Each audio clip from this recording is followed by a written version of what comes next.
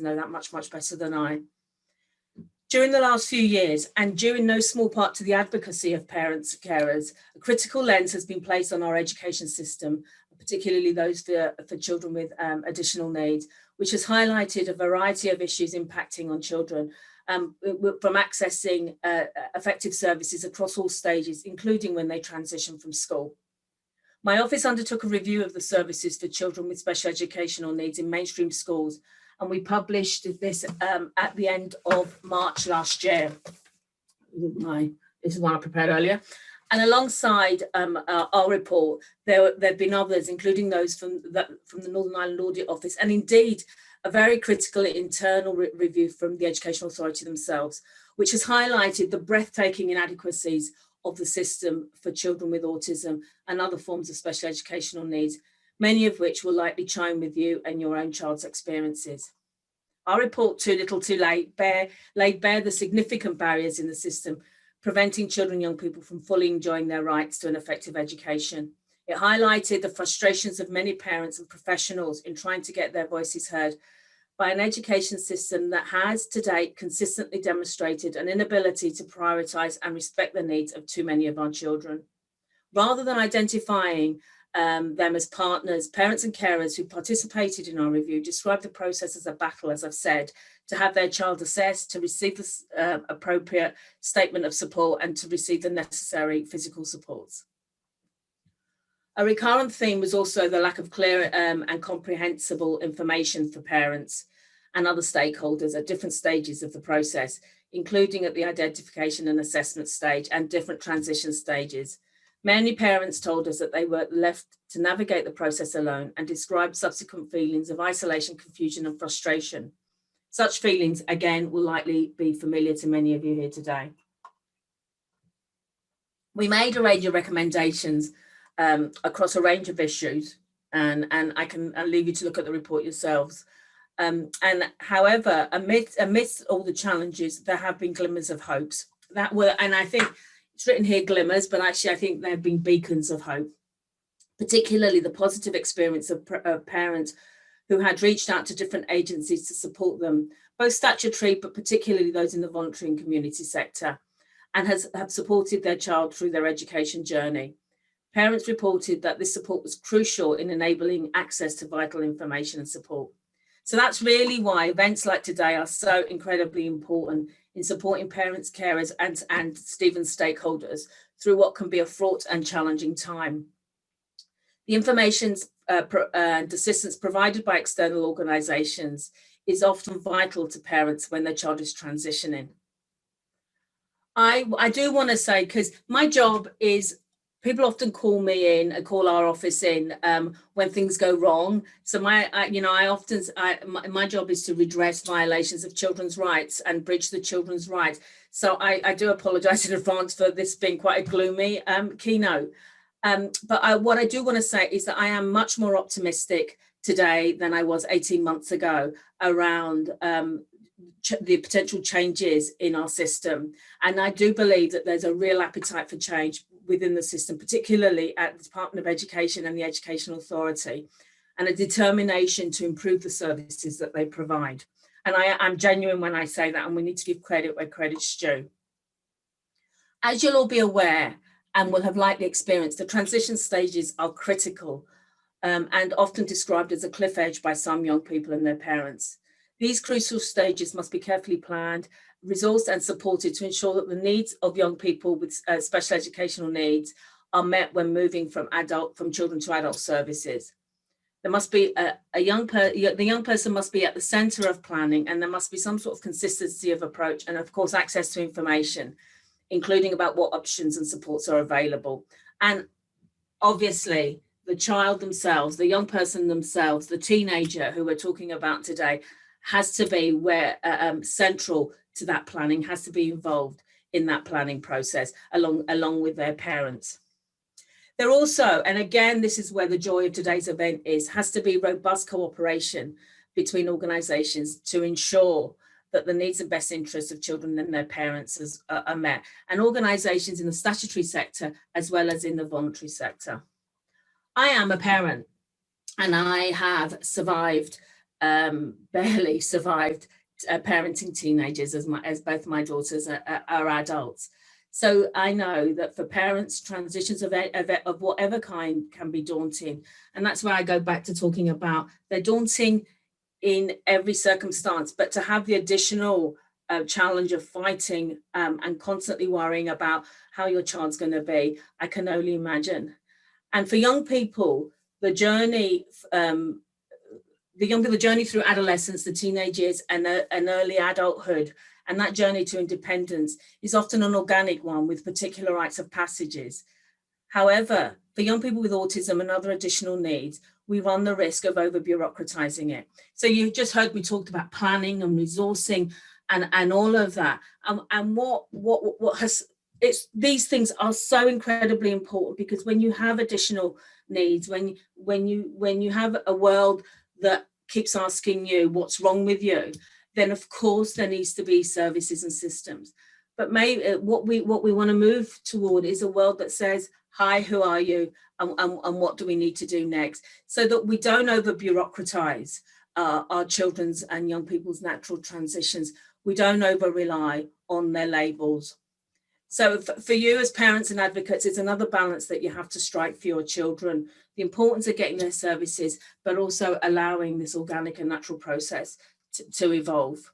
So just before I move to concluding remarks, I do want to highlight very quickly another piece of work that Nikki's doing in the coming year. We will be examining the impact of the health waiting lists, both for diagnosis and treatment.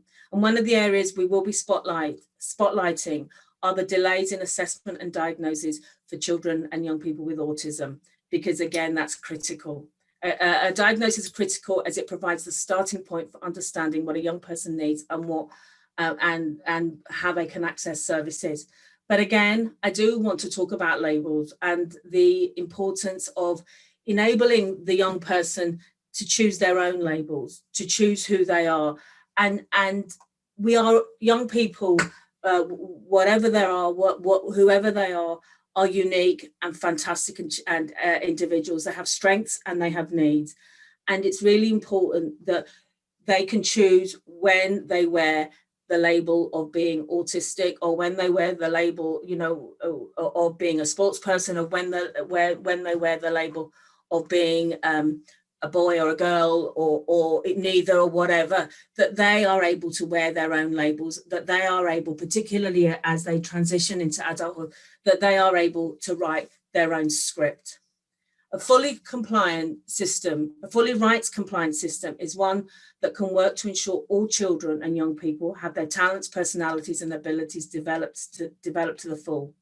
In order for this to be achieved, children with autism must, of course, have their needs assessed and be given the appropriate additional supports throughout their education, throughout their educational career and beyond it. So I welcome today's events as it will really provide a valuable opportunity for you as parents, carers, and advocates to hear about the crucial work of the agencies and inspirational leaders in this field, such as Dean, who are all working to the benefit of young people with autism, to support their journey through the teenage years. And because, as I've already said, parenting teenagers is daunting. And so I really wish you the best of luck. But what I want to end is with this. At the beginning of my foreword for the Too Little Too Late, we included a quote from a parent. And the parent said, "It's been a long and exhausting fight, not to mention an emotional roller coaster, to get my son the support he needs. It need not be like that." And that's absolutely right. We owe a debt of gratitude to parents and their advocates who have filled the gap that public services have left wide open. But it's time to lighten the load.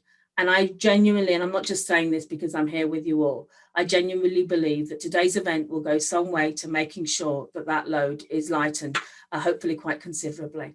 So I really wish you the best of luck. But what I wish you the best of luck for is the journey and the relationships that you'll form today or continue today and move forward into working to deliver more effective services for children and young people, and for those pesky teenagers who are the joy and infuriating at the same time. Thank you very much, Stephen.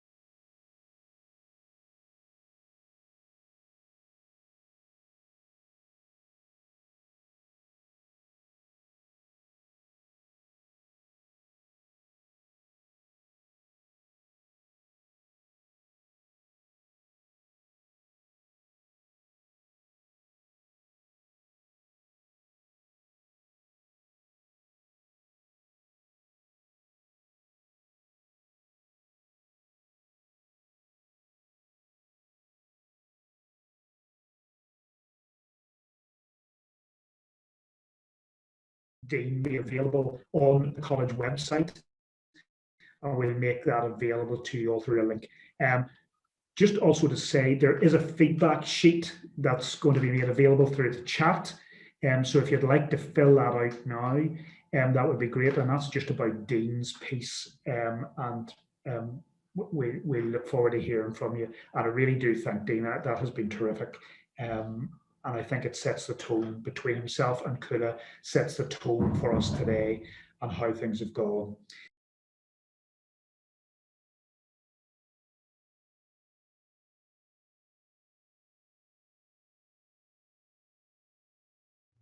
Hello and welcome to the Education Authority's Autism Advisory and Intervention Service presentation based on Year 8 transition. Hi, good morning. I'm Barbara and I'm one of the advisory teachers that's going to be talking you through the presentation this morning. Hi, I'm Helen and I'm the other advisory teacher. Nice to see you. I'll be talking through the presentation with Barbara this morning. Today we hope to develop your understanding of what the transfer process entails and also to discuss a range of strategies that you may find useful in helping your child transfer to the post-primary setting. The Autism Advisory and Intervention Service, or AAIS, is one of 7 pupil support services provided by the Education Authority. We understand that not all children with a diagnosis of ASD will be referred to this service throughout their education. It is important to make clear that a child or young person has to be referred by an educational psychologist at stage 3 of the Code of Practice. Some of the roles that the AAIS provide are ASD specific training for schools, parents and pupils. We also provide consultation to parents and to school staff. We provide direct pupil support to pupils at home and or school and also support their families. We also work in partnership with other organisations and with all stakeholders. There are several transitions that your child will experience throughout their time at school. You will already have experience of the transition into preschool or nursery, and from there into the primary school. Your child has now reached the stage where they are transitioning into post-primary school. Other speakers at today's webinar will be discussing the post-school options for when your child reaches the age of 16. So what is transition? Well, transition is a passage from one form, state, style or place to another. It is not an event, it is a process and takes time. We don't expect a young person to fully embed into the post-primary setting during the initial few weeks at school. It may take longer than this. We also know that transition is a physical, emotional and sensory journey, not only for your child, but for you also. At this point, we feel it is very important to draw your attention to the AAIS website. You will find a wealth of resources that will aid the transition process. There are also links to online trainings for parents and professionals. We understand that the past year has been a difficult one for everyone, but especially our current P7 pupils who have not had the usual primary 7 experience. We acknowledge the uncertainty surrounding the entire transfer process from P6 onwards and the later date of school allocation. In normal circumstances, our service runs extensive workshops where we meet with pupils with ASD transferring to Year 8. Unfortunately, due to current COVID restrictions, these are unable to run this year. Subsequently, we have developed online resources to help support parents and pupils through this stressful process. Life at primary school is very different to life in the post-primary school. Within the primary setting, our pupils are offered familiarity, consistency and routine. They are used to having one main teacher and a smaller school community. Throughout their 7 years at primary school, they will have established a particular group of peers. On top of that, they also have fewer subjects. We know and understand that you will have many questions in relation to your child's transition into post-primary education. We hope to answer some of these queries for you today. We would like to play a short animation for you called Moving On Up. Please feel free to share this with your child. Following the little animation, we will discuss some of the highlights. Welcome to Moving On Up. Top tips for Primary 7 pupils to ensure a smooth transfer from primary to post-primary school. My name is Diana, and this is Brad. If you are watching this, you are probably like us, a P7 pupil about to leave primary school and preparing to move on to post-primary.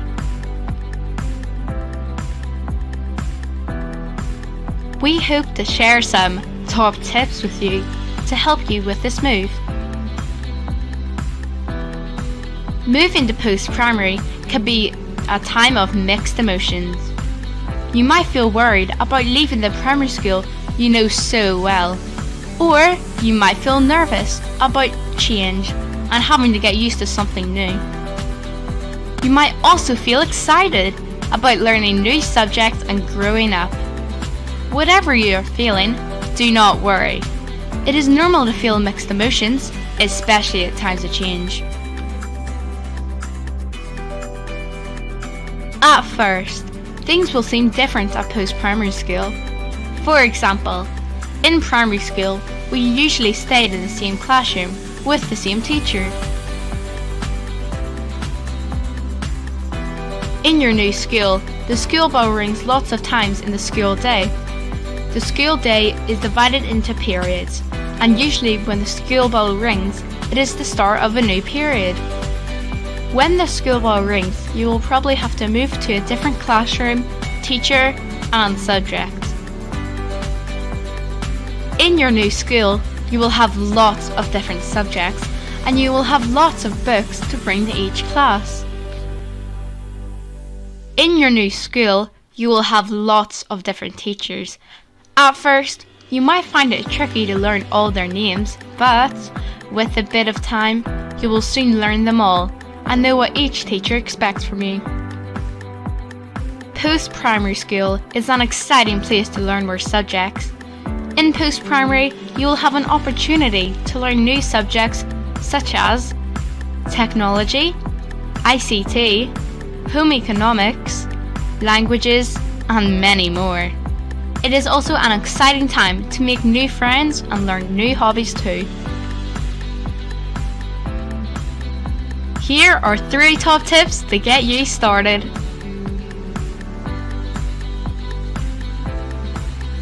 Our first top tip is be prepared. You might have already had a chance to visit your post-primary school at an open day, open evening, or other events. Maybe you have had an opportunity to look around some of the classes and even meet some of the teachers. It is also useful to look at the post-primary school website. Lots of schools will have virtual tours of the school uploaded and useful information on after-school clubs, activities and sports. Instead of one teacher, you will now have lots of teachers. Each teacher has a special role in looking after you and keeping you safe. Your form teacher is a little like your primary school teacher. If something is bothering you and you cannot sort it out, it is really important to speak to your form teacher who looks after your class. The SENCO will also be there to help. Our second top tip is be visual. Colour coding your timetable and books will help you organise your belongings. Colour coding helps you easily see what subjects you have each day. You can then use colour stickers to match your books to each subject. Sometimes, if you have more than one book for each subject, it is useful to use coloured plastic folders. This is also useful to keep loose paper and booklets in. Templates for coloured coding are available in the AAIS transfer pack.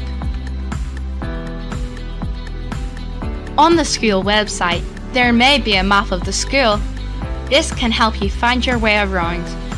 You can colour code this to your timetable. For example, if ICT is yellow in your timetable, then you can colour ICT yellow on the map too. An organisational checklist can be very helpful to help you remember what to bring to school each day. For example, if you have home economics, you may need to bring ingredients, or you may need your PE kit if you have games. It is also helpful to have some what if cards as a helpful reminder and prompt if you are stuck. Our third top tip is to be in touch.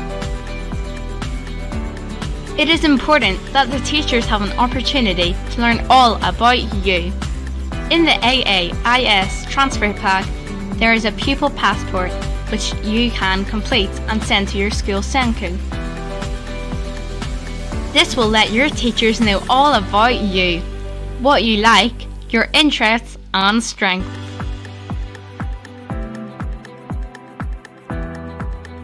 It will also let your new teachers know what you find challenging.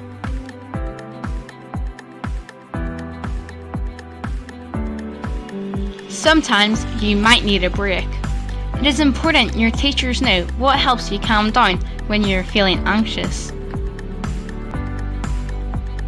You might not like crowds or the canteen. If your teachers know this, they can help you. Your P7 teacher may also complete a form called the Individual Pupil Profile. This will help pass on useful information from your primary school to your new post-primary teachers. It is important that the post-primary school staff know what helps you, so that all the things that helped you at primary can continue at post-primary school.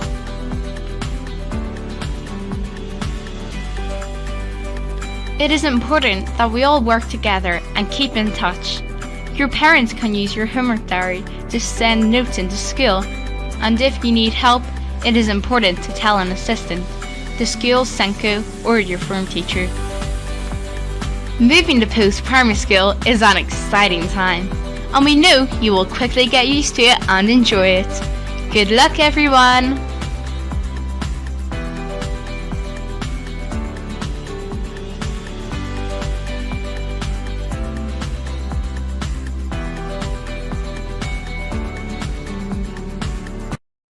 Wasn't that a super little animation called Moving On Up? It's available on the AAIS website for you or your child to view as many times as they wish. Now, it contains an awful lot of information, and Barbara and I are going to recap on some of the strategies mentioned by Diana and Brad later on in this presentation. But let's look at some of the main challenges faced by our young people. Number one would be the big change in physical environment. Usually they're going from a small primary school to a much more crowded, much bigger and much busier secondary school. Another challenge is in the area of organisational skills, which many of our young people find very, very daunting. And also, a big challenge is the increase in social demands. Now let's look at some strategies to help support our young children in these areas. As Diana mentioned in the video, it's always good to be prepared. Ensure you have received a copy of the school prospectus or the transition booklet. Check out the school's social media pages and the website, where usually there is a recorded virtual tour. Familiarise yourself with the school map, and if needed, arrange a visit at a less busy time. Many schools offer ASD-friendly school visits, which have been very successful. Some of the strategies which help with organisation tend to be visual, and we know from past experience that many of our young people really benefit from a colour-coded system consisting of a colour-coded timetable with matching books and files, as mentioned on the little video. Timetabling resources are available on the AAIS website. It is important to develop a routine around checking the timetable each night and packing the school bag, and it's important that the pupil is involved in this. It's also important to check the planner each day for new homework and reminders from teachers, and to discuss the journey to and from school to ensure the child understands where to get their bus and what to do if they miss the bus. One of the main challenges faced by our young people with autism is in the area of social interaction and social communication, as they may misinterpret social cues and be unsure of what to say in certain situations. So it's important to familiarise the pupil with the key staff in school who they can go to. Has the pupil seen a photo of the principal, the SENCO and their form teacher? These can be accessed usually on the school website or in the booklet. Explain the role of their form teacher as the person they can talk to if they have concerns or worries. You can practice doing this at home. Have a discussion around the area of personal hygiene, having showers and using deodorant regularly. It's also important to discuss other people's personal space and how we need to respect it. Developing new friendships in post-primary school will be very important to our pupils. So it's good to consider if peers are joining them from primary school. It's always good to see a familiar face. It's important that we also monitor their social media activity, and we encourage them to join clubs, especially at lunchtime and after school, to give them the opportunity to meet with more young people with similar interests. Consider ways to maintain these contacts by swapping phone numbers, possibly meeting up after school, etc. It's good to discuss friendships, how to be a friend, and the attributes we like in our friends, and also support the pupil in understanding the perspective of others. Young people with autism may find this difficult due to difficulties with theory of mind. Working together and keeping in touch are vital to ensure a successful transition to post-primary school. It is important that all parties work together for the benefit of the child. This includes the primary school, the post-primary school, the young person themselves, and their family. This collaborative approach ensures that the needs of the young people are both heard and addressed. The AAIS have produced a document known as the Individual Pupil Profile, or IPP for short. An individual pupil profile is an effective means of communicating the uniqueness of your child. This should be a realistic representation of the child or young person, and if possible, should have input from the individual themselves. The AAIS have produced 2 IPPs, one for the P7 teacher to complete and one for you to complete. Both of these documents are available on the website. So what's the benefit of an IPP? Well, an individual pupil profile will help staff get to know and understand your child better. It will have input from you, the parents, and sometimes the child also likes to have input into the IPP, or they can create a pupil passport, as also shown in the resources. The IPP is a basis of key information, and that can be summarised for all members of staff in the post-primary school. So what information should the IPP provide? So it looks at different aspects affecting your child with ASD, such as social interaction, social communication, imagination and flexibility of thought, levels of independence, sensory, any strengths, and any additional information. It's also vitally important that you sign at the end of the document for consent. Okay, let's navigate our way down through the AAIS website. If you scroll down to the bottom, you come to the resources section. Click on the Moving On Up Transfer Support Pack, and Part 5 has the individual pupil profile for the parent to fill out. Now initially when you open it, it may look quite daunting, but please do not worry.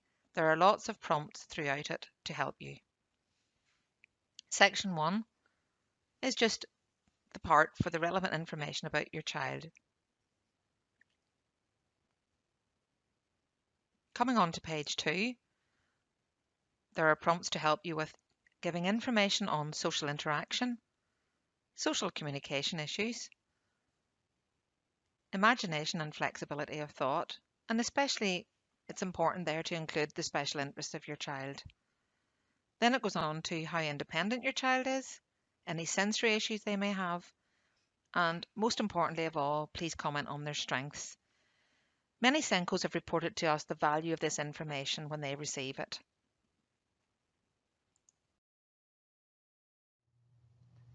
As discussed earlier, working under the current COVID restrictions means that the AAIS cannot deliver their normal transition programme.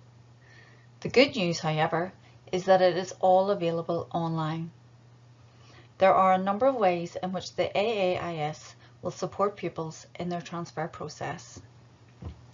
From the 1st of May this year, which is only a couple of days away, transfer training for primary school professionals and additional training for parents will be available to book online. There is also a guide to help you through the booking process to access this.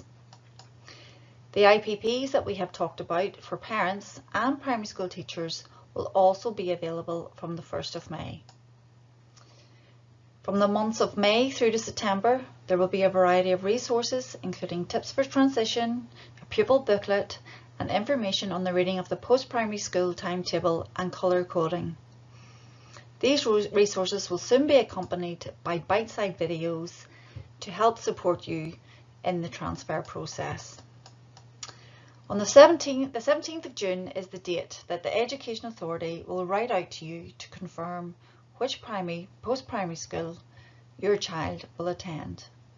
Following this, the AAIS will provide training for the post-primary professionals, and we also hope to hold some online question and answer sessions for you, the parents, during those last couple of weeks of the summer term.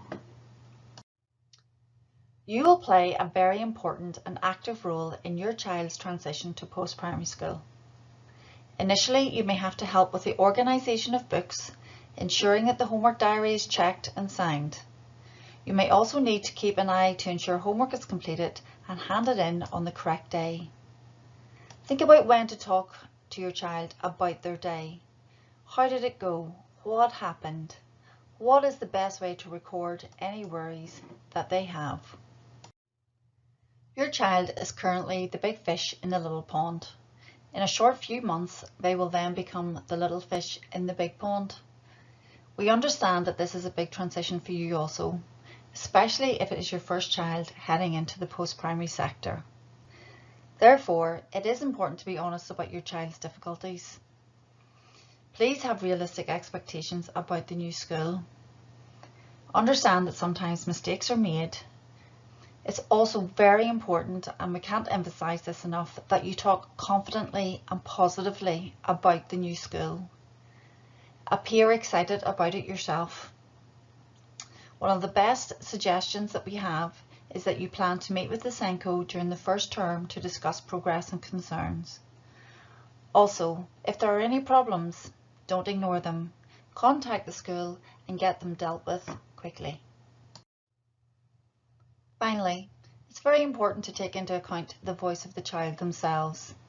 Children need to understand and be involved in planning for transition. Children with ASD may become anxious or worried about all sorts of things that we may not even have considered, so it is important to get their point of view. The Autism Advisory and Intervention Service is based in the Bally Centre in Ballymena, and the phone number is 028 2566 1480.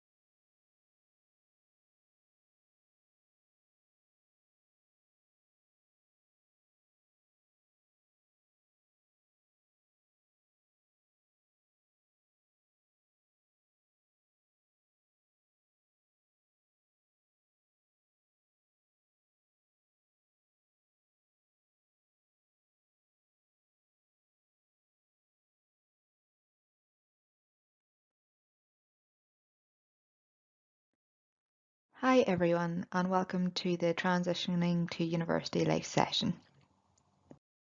My name is Anna Bradley and I'm one of the Accessibility Advisors at Ulster University Student Wellbeing Team.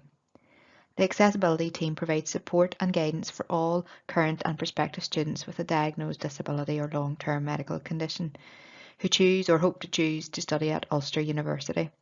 There are 8 advisors over the 4 campus, and we are all part of the same team, which is the Student Wellbeing Team.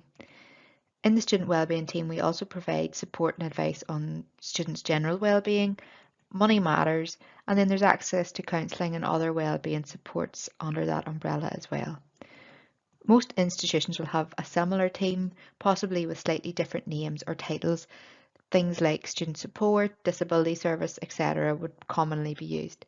Just check out the main website of the institution that you hope to attend or you're putting down as your first choice to find out more specific information. Today's session aims to provide you with information that will allow you to prepare for transition into university life, including what to expect from university, support available and how to access this, and there will be an opportunity to ask questions at the end of the presentation. In order to access support, once you decide where to go to university, you normally have to disclose. There are a number of ways that you can do this. Early disclosure is vital. It gives us the best opportunity to get your supports in place right from the start of your course. So how do you do this? The easiest way to let universities know about your disability is right back when you apply for your course on UCAS. There's a box you can tick on the application that allows disclosure. It's as simple as that. Once offers are finalised, the university will get this information and will contact you directly. Normally, this is from approximately the May before you're expected to start. Don't worry if you haven't done this and you're hoping to attend the university this September. You really can disclose at any stage in your study, it's just earlier is better. For Ulster, you can contact us directly and one of our staff will initiate the process for you and advise you what you need to do next. And you'll find the contact details at the end of this presentation for our team. Other universities will follow a very similar process to that. Most commonly, the communication is by email, and for Ulster, this normally will be an email asking you to complete an additional study needs form, and that will be sent to whatever email address you used to register on UCAS. The next step in the process is to ensure that you have medical evidence for your diagnosed condition or conditions, as you will need this to apply for funded support and to provide to the institution or university you hope to attend. The funder guidelines outline guidance for the medical evidence they will accept. We will discuss funding later on when we talk about the Disabled Student Allowance.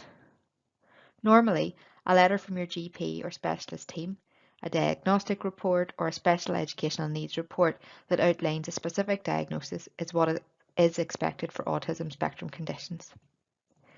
For specific learning difficulties, slightly different, a diagnostic report from a chartered psychologist or a specialist teacher holding an SPLD assessment practicing certificate is required.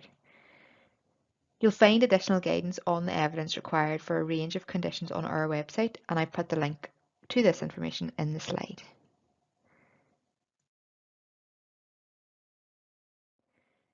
The third step is ensuring that you've applied for the Disabled Student Allowance, or DSA as we call it.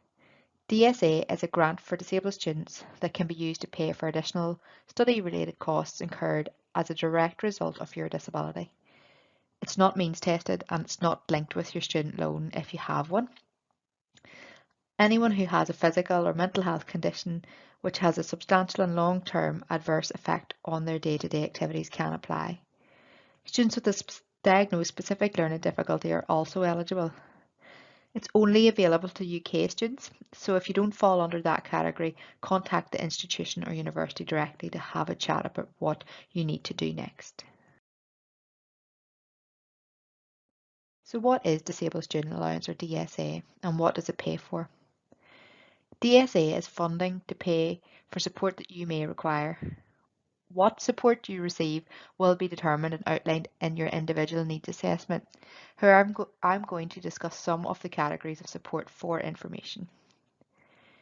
You might be eligible for something called non-medical help. This could take the form of a specialist mentor, such as an ASD mentor, a dyslexia coach, a mental health mentor, or a note taker. These are specialist academic support roles, and each role has a different purpose. Your advisor and/or your needs assessor would discuss the specifics of these roles with you as part of the process of identifying your needs. But on the next slide, I have some information from an ASD mentor on their role, just to give you an insight into what a session might look like. Additional information on the other specialist roles can be found at the website in the slide. So this is Randall. As you can see, Randall has been a mentor for almost 10 years. A typical session is normally approximately an hour a week, talking through any challenges you may have experienced that week, and together developing a plan and working on strategies that will support you to overcome the challenges. And as Randall says at the very end of his question and answer session, it's really about knowing when to ask for help, who to ask, and there's always someone about. So if it's not himself that can answer the question, very frequently our ASD mentors would refer students back into our team or back into the accessibility advisor. So there's always somebody to ask if you are finding things difficult. Other elements of DSA are assistive technology. And assistive technology is the term used for specialist equipment or support or computer software which allows you to increase the quality and consistency of your work. Each piece of assistive technology or software has a different purpose, and it's really to support your specific study requirements depending on your disability. These can have a significant impact, not just on your studies at Ulster, but also on your current or future employment. And an example of this might be a recording device to take into lectures to support note-taking, or software to promote organisation and planning of essays and workload. There's a travel allowance as well for those who are unable to access public transport because of their disability, and a general allowance for a range of other types of support, such as accommodation adjustments or expenditure related to being a student with a disability. Again, your advisor or needs assessor will discuss all of the specifics about these with you in detail and personalise the information to you.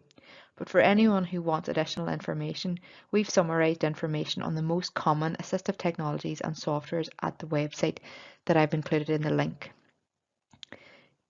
You will find additional information on the allowances and what they entail on the Student Finance website or in the DSA guide.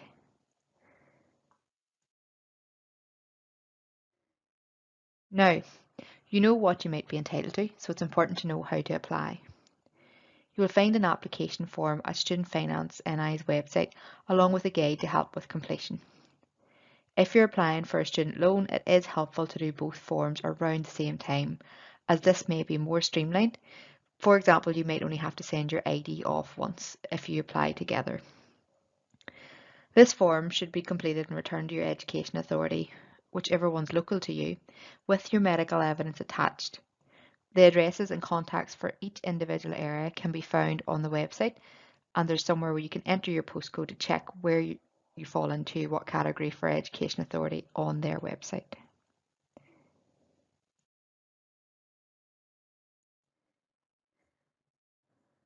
If you're struggling to obtain evidence, excluding those with specific learning difficulties, there is a medical evidence document available at the Student Finance website as well. This is not required in addition to medical evidence or reports that you might already have, as long as those reports meet the DSA criteria. It is simply an additional document to support retrieval of medical evidence. It can be useful when guiding health professionals on what type of information is required in order for you to be successful when applying for DSA. But like I've said, unfortunately for specific learning difficulties, it won't be accepted in lieu of a full diagnostic assessment. And you can find that form under the Forms section on Student Finance NI's website, along with the DSA application forms and guide. I've included this rudimental process map to give an idea of the timescale and what to expect during the DSA process. Timescales may be faster or slower, but this is really an average that we would see at busy times of year. Once you've applied, you have to wait for a DSA 1 letter, which will confirm the outcome of your application, essentially if you've been successful or not. If you aren't successful, the DSA officers normally outline in that letter why. For example, maybe your medical evidence is not sufficient. If you are successful, which hopefully you are, you will retrieve information on how to proceed to getting a needs assessment completed. Once this is completed, the needs assessor or the assessment centre sends it back to the Education Authority, and they will write out to you to confirm that they have what they have approved your funding for, so what support they're going to pay for. This letter will also have information on how to arrange delivery of any equipment or software that they have approved. And normally a copy of both of those letters goes to your institution, and for us it would go to our needs assessment centre, so we can keep track of your process alongside you and support you with any questions or any queries that come through.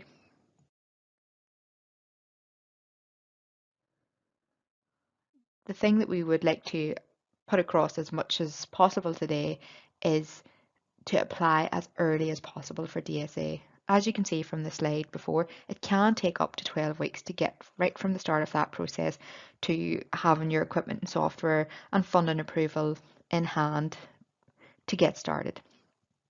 So you can apply as early as the May before you intend to start. So for students going to first year in September 2021, they should be applying now and posting those application forms off. That way we can ensure you have the right support in place for when you start your course. Don't wait to hear from the university you hope to get into to follow this process. Your DSA and needs assessment will normally transfer over to whichever university accepts you. If you change your course or institution, or if you take a year out, or change your mind before you start, as long as the course meets the requirements for DSA, there is a way to transfer that over, but there's no way to speed it up. So it's better to start it and have your needs assessment completed and be, follow through with that process, and then if there's any changes, then they can be looked at by your institution or by your DSA funder if they have to be. Alongside the DSA process will be the individual institution's disability service, or in the case of Ulster University, Student Wellbeing Accessibility Team process. It can be confusing, but it is important to follow both processes from start to finish. The internal university process is normally initiated after confirmed and insurance choices have been made, and the university reaches out to you to ask you to come along to a one-to-one appointment with someone like me. And that's to discuss your individual internal reasonable adjustments. At this appointment, the advisor will provide advice and information on internal reasonable adjustments, including developing an individual reasonable adjustment report ready for when you register and start your course, as well as funded support. For example, if you are struggling with the DSA form or you have questions about that process, we can help with this at this appointment too.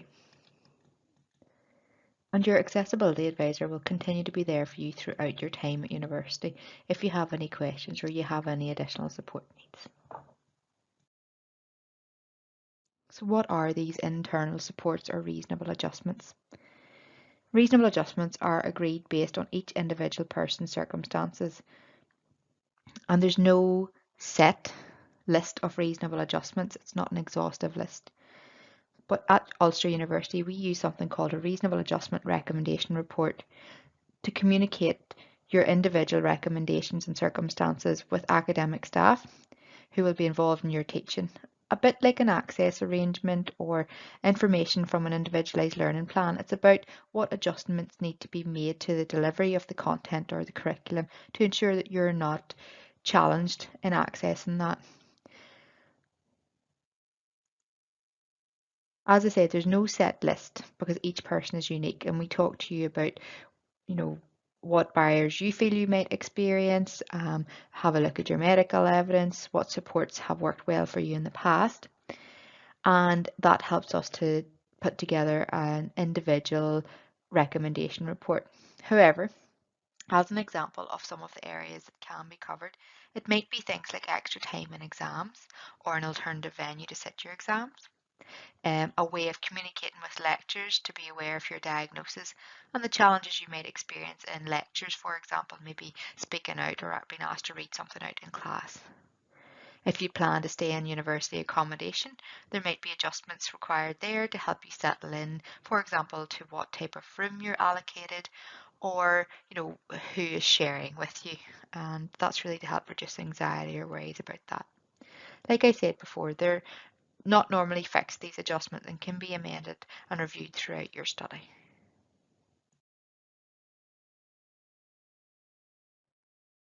Other options that are in place will be specific to different institutions. However, open days are a mechanism for support, and they're a great way for exploring campus to get a feel for a course or a campus that you're considering attending. Ulster University completed a virtual open day last year, and the videos are still online for anyone who wants to have a look. I've included the YouTube link here. These have some useful information on preparing for university life, as well as tours of the campus and accommodation, so you can see for yourself maybe before you arrive down what things look like, and that can really help people prepare to what they're going to be expecting on campus when they attend for open day, or maybe when they attend for real if they're coming in September. Ulster University also offers a disability open day for young people and their parents to come along to learn more about coming to university and what supports are available. This is likely to be virtual this year and will happen in May or June, so keep an eye out for advertisement for that. It is normally a Saturday morning to try and help with people getting down from work and things like that. Many institutions also have an ASD transition plan or transition event. Again, I can only speak for Ulster, but what we do is a day on campus with our other first year students who also have a diagnosis of ASD to chat, to meet with an accessibility advisor and other staff from the wellbeing team. And this is normally the week before term starts. There are campus tours, talks and opportunities to ask questions to help students transition and settle in, and it's normally just before all the other students arrive, so campus tends to be a little bit quieter and there's more opportunity to get used to things before the madness of Freshers Week normally starts. Many institutions also have social groups on campus, and these take the form of a variety of clubs and associations through the University Students' Union. Have a look online and see if there are any groups related to your specific hobbies or interests that you would like to join up to before you attend. There are normally freshers fairs either online or physically on campus where you can go along and see all of the different societies and sign up. It might be an opportunity to try something new, but it can also be reassuring to know that there's other students there who are interested in something similar to yourself, and that can be a really good way to help settle in. At Ulster, we have the Neurodiverse group, which is a social group set up by students and named by the students, and that's students with ASD. They meet once a month, and it's a mixture of social chat, an opportunity to access information specific to being a student with ASD at university, as well as peer support. And there's normally always a member of the student wellbeing team at that group as well to answer any questions, and it can be good to know that on a monthly basis you have that contact and you have that opportunity to ask questions and chat with other students experiencing the same thing as yourself. So on top of all the planning for support and adjustments, you're probably thinking about what would be different at university from school or college, wherever you are currently.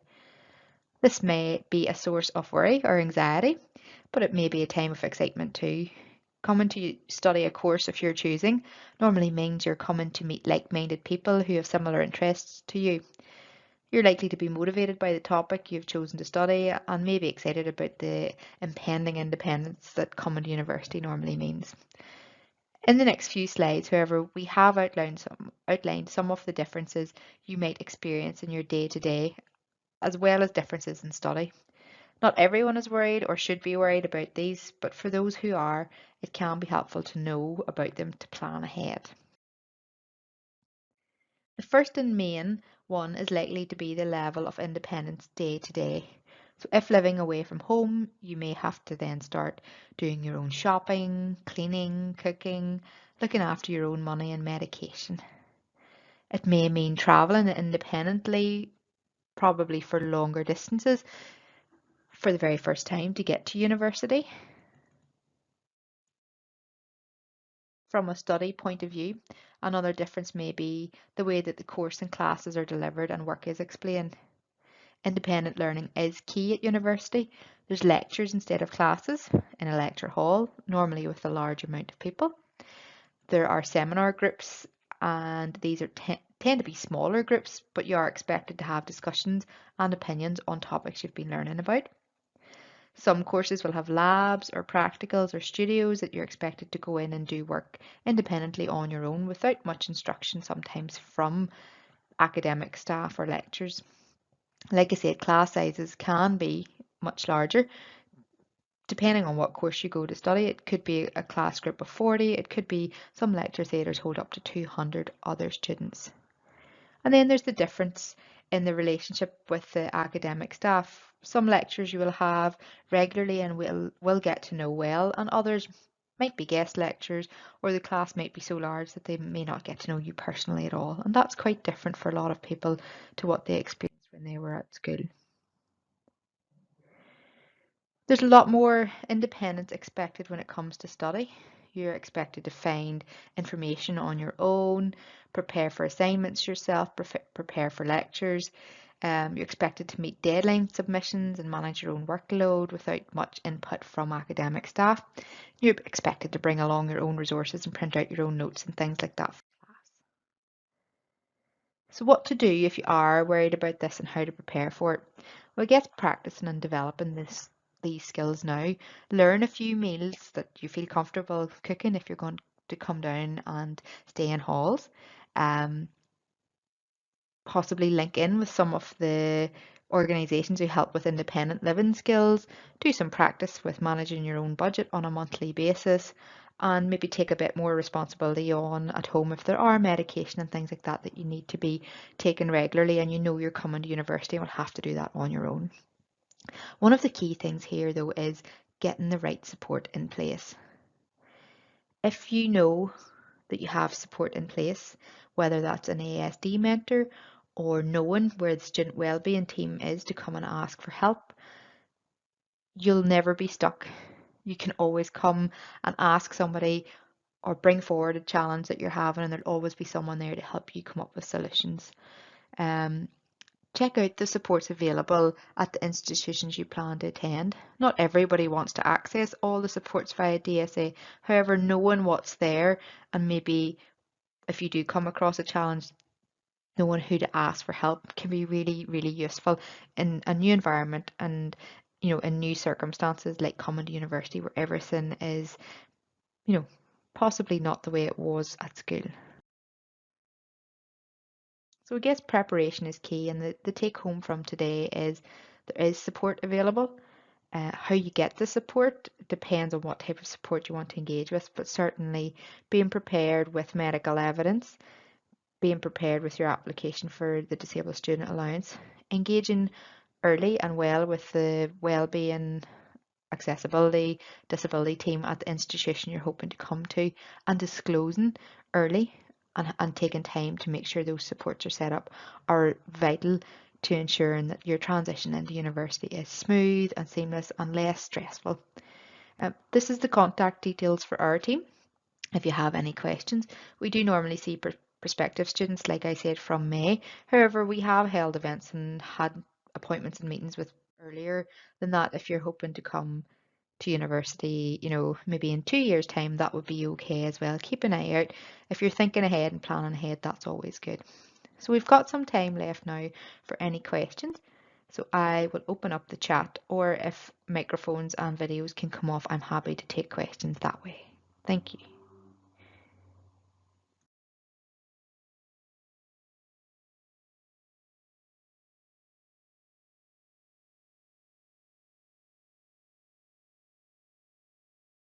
So good afternoon, everyone, and welcome to the Employment Breakout. My name is Mary McCann. I work for Ulster Supported Employment and Learning UCL. I'm joined today by Heather from Disability Action and Paddy from the Now Group, and also Eileen from Department for Communities.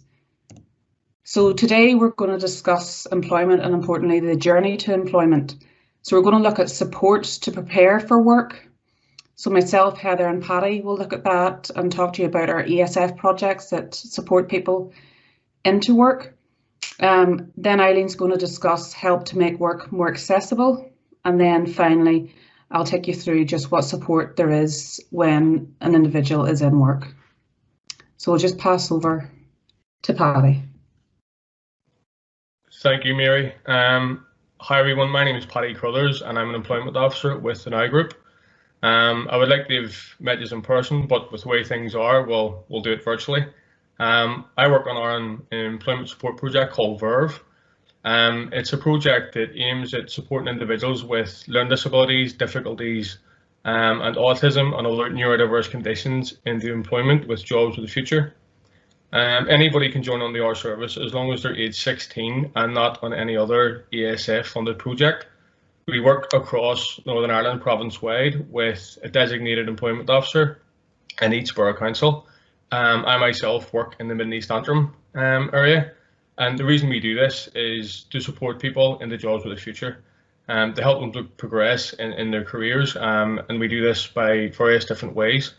Each person that joins on the our service is dedicated with their own employment officer or job coach, who offers one-to-one support or in small group sessions. These are done either face-to-face in your local area, or they can be done virtually. Going forward, we'll be doing this as a blended approach, so you can get the best of both worlds. If there's any questions, don't be afraid to phone me or contact me with the details that you'll see at the end of this presentation. Up next is going to be Heather, so I'll happily pass you on to her.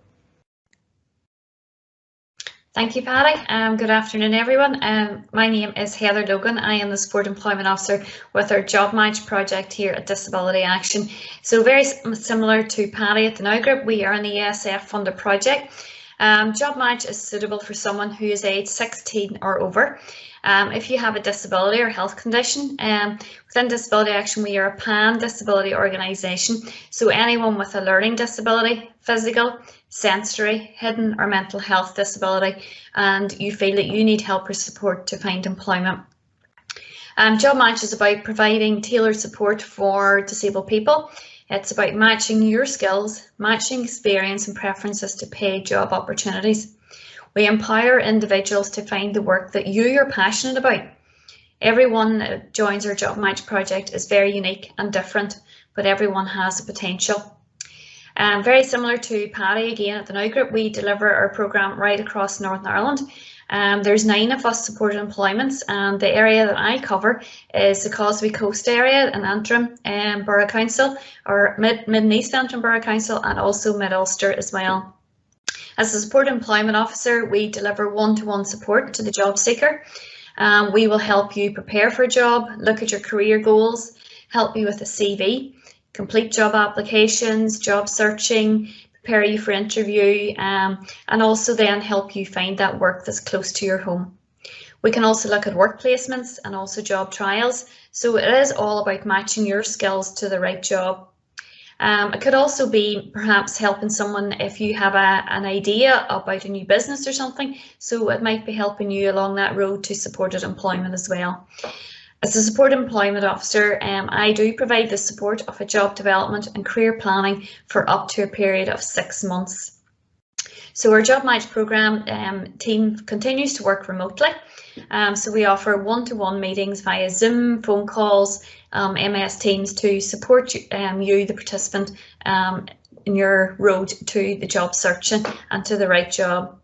So that's all for me, a very short whistle stop on our Job Match project. So if you do want to find out a wee bit more, here's my contact details, so give me a wee shout and certainly we will try and help you as much as we can. So thank you. I'm going to hand you over now to Mary from UCL. Thank you.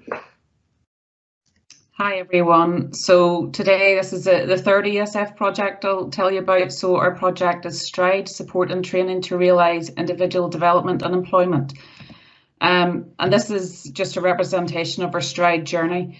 So as Paddy has alluded to there, as well as Heather, their journey is very individual for everyone that comes on to the project, and they can start anywhere on this journey. There would be parts of it that they may have done before and they don't want to repeat, so we will take that into consideration and we'll not do them. So we offer support for people with disabilities or health conditions up to 1 year on the project, and really look at how we can individually take that person to whatever their job goal is.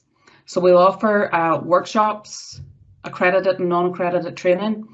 That includes essential skills in maths and English as well. And then we look at whether the person wants to progress into work experience, work placement, job tasting, and our ultimate goal is to progress into employment. Then once you leave the project, the support doesn't finish there. We're also a workable NI provider, which we will discuss in more detail later, but that provides additional support when you're in work. So again, if you want any further detail on the project, our details are listed here and will be sent out after the presentation. So now we'll just move on to Eileen. So Eileen's going to talk about support to make work more accessible to individuals. Thank you, Mary. My name's Eileen Trainer. I work for Department for Communities Access to Work, and Access to Work, as the slide says, can help people with disabilities who wish to take up employment or who are in work and having difficulty to reach their full potential in the workplace. It can also help employers who wish to recruit or retain people with disabilities in employment.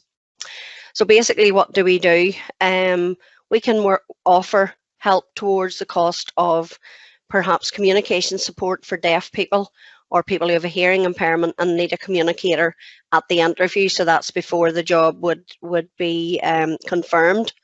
We also provide special aids and equipment in the workplace. So perhaps someone with a visual impairment, we have 3 contracted providers, Access Centre NI for visually impaired, Armstrong Health Professionals for people with physical disabilities, and RNID for hearing impaired. Those assessors will complete a report, and on the basis of that report we can help employers to meet the cost of the recommendations in the report.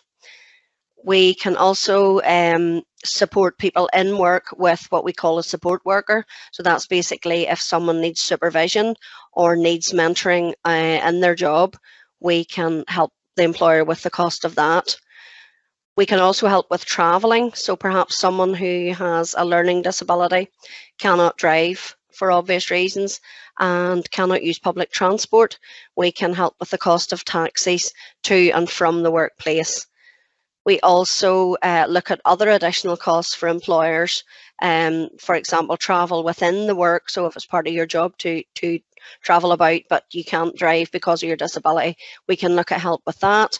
We can also provide disability awareness training to employers, and just basically help the employers to become more aware of people's abilities rather than their disabilities.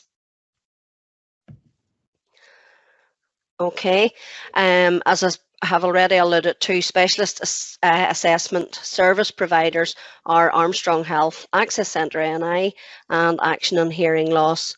And we would refer to these providers so that we can get the equipment that the person needs to reach their potential and fulfill their job goals within the workplace. Again, if there's any questions, feel free to ask me at the end, and our details will be on the slide that's sent out. You would refer to apply to our mailbox, which is health and work support at communitiesni.gov.uk. Thank you. I'm passing back to Mary now. Thank you, Eileen. So finally, everyone, just want to discuss in-work support. An in-work support programme currently is Workable NI. So Workable NI is administered by the Department for Communities, and it offers a flexible range of long-term support to help people with disabilities who have barriers to employment and to find and keep work. Just important to say, all organisations on this presentation today deliver Workable NI across Northern Ireland. So that's Disability Action, the Now Group within SES, and then ourselves at UCell. Workable NI is initially a one-year programme, and it's eligible to anyone who has at least a 6-month contract and is working at least 10 or more hours a week. And there are different supports that can be provided to the individual, and it's really very much tailored towards the individual in work. So one-to-one help from a job coach or employment services officer to help the employee and their colleagues adapt to the needs of the job. Extra training for the employer and employee, importantly, and disability awareness training for the employer and work colleagues, which is really, really beneficial when someone's entering into the workplace with ASD, to raise that awareness to their colleagues and to their employer so they get the best start in the employment. So as I said, it's delivered by all the organisations on the call today.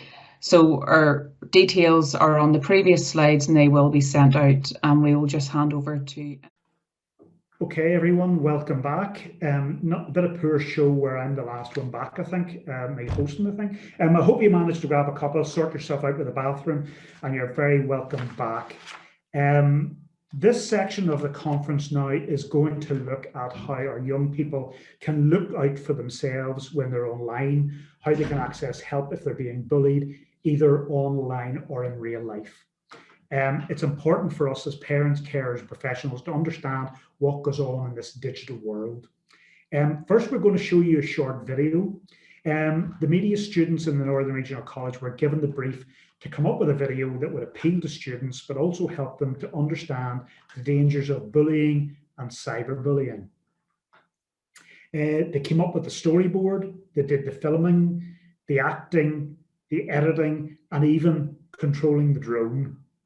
It comes with a little health warning though. It's a very powerful piece of film, very thought-provoking and very moving. I have been in safeguarding for a long time, and this video gets me every time. So if Lewis can play it, this is what they produced.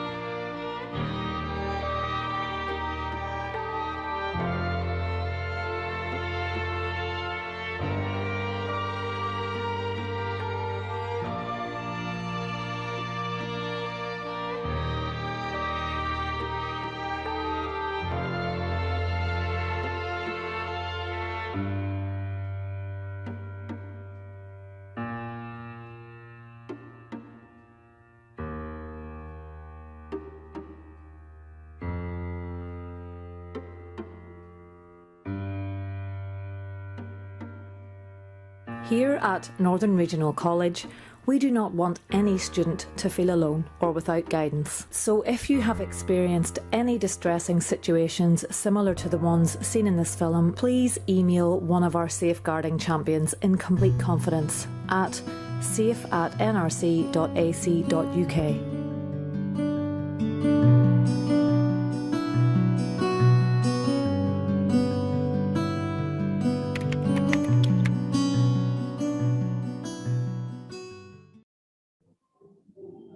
Okay, I hope that got the message across. The email at the end links confidentially to our safeguarding team in the college who are at hand to support students in crisis or in need.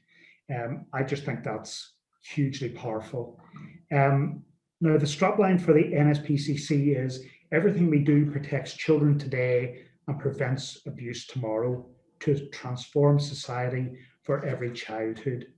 They are the UK's leading children's charity. They've been looking out for children for over 130 years.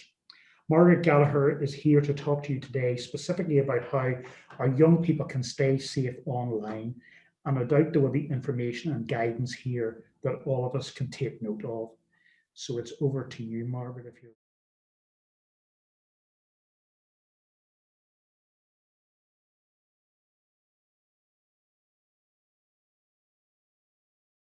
Yes, I'm here, Stephen, and hopefully I can show the video now. Is that okay? Or show my presentation? Yeah. So let's just introduce myself. I'm the head of the local campaign service. I have an operational role for Northern Ireland, but I also manage a team across the UK. And our job is local campaigns. We go out into communities. I'm doing work in the Northern Trust around our pants campaign, which is the underwear role. But one of my other core pieces of work is I deliver online safety sessions to parents and to communities, and have been doing so for around the last 5 or 6 years. And I suppose Stephen has mentioned we are operating for over 130 years. We had our services fairly well set up. We have service centres around Northern Ireland, and we operate the Childline service that merged with NSPCC around 15 years ago. And we have an adult helpline as well, and we have a part of the helpline is based in Belfast. But before I begin, I would just say that the online world has presented untold challenges for ourselves. And for that very reason, it is one of our core pieces of our existing strategy that has just come to an end, the last 5-year strategy. It is actually still part of our strategy for the next 10 years. And the reason is that it is presenting new challenges around keeping children safe. It is providing new challenges in terms of how we respond as communities to risks for children and young people. And I think there's a role for everyone to be part of addressing the online world and the benefits, which are fantastic, I'm going to look at, but also the risks that it presents. And I suppose today I want to take you through some of the work we would do with parents, but we often find whether you're coming to this as a professional, as a seasoned professional, some of what I'll be talking about today hopefully will link in with what you already know around online safety, but help you understand from our research and our research with parents and with children and young people, what they want to know about the online world, and tools after today for you to have those conversations either professionally or personally in your own families. So it is of great concern to us to say, we know that during COVID, we had some research done with a YouGov survey of around 1,800 parents. And we know a quarter of parents were more worried than they were prior to lockdown about the online world and the impact it was having on their children. We know that nearly 67% or nearly 7% were concerned that their children were spending much more time gaming, and I'm going to look at gaming today on games like Fortnite, Minecraft and Roblox. We know that nearly 40% found their children were video chatting more on things like house parties, Zoom and WhatsApp. And if you don't know what any of those are today, or you just know the names, I'm going to be showing you a site that after today you will have all the information at hand to find out about these sites and apps and get safe information around them, their age appropriateness, what are the risks, what are the benefits. So that's what I hope to leave you with today. And we also know children are messaging more with other people online, people they know as well as strangers, and they're watching more and more content online. So I'm going to begin my presentation now. I've promised Stephen that I will catch up, Stephen, on some of your shortfall in terms of time and wise. So you can just let me know. I could aim to finish at what time would you like, Stephen? Just let me know before I begin. Well, you do what you need to do, and that's absolutely fine. I don't want to cut you short. That's not fair. Okay. Go for it. well, hopefully just not be short of around 45, 50 minutes. Hopefully I can go through that. Okay, so I'm going to share my screen now, and could you shout out and let me know when you can see the presentation, because when I go in to share the screen, I won't see your chat, but hopefully Stephen and the admin team can keep an eye on the chat, and if you want to just fire questions at me as we go along or towards the end, that's your choice. But I'm now going to bring up my presentation. Stephen, can you see that? Yeah, you need to pick. I know, I'll just have to, what it is, I'm just trying to get rid of, the bar at the top, it always seems to want to stay there. I'm trying to get rid of it as we speak.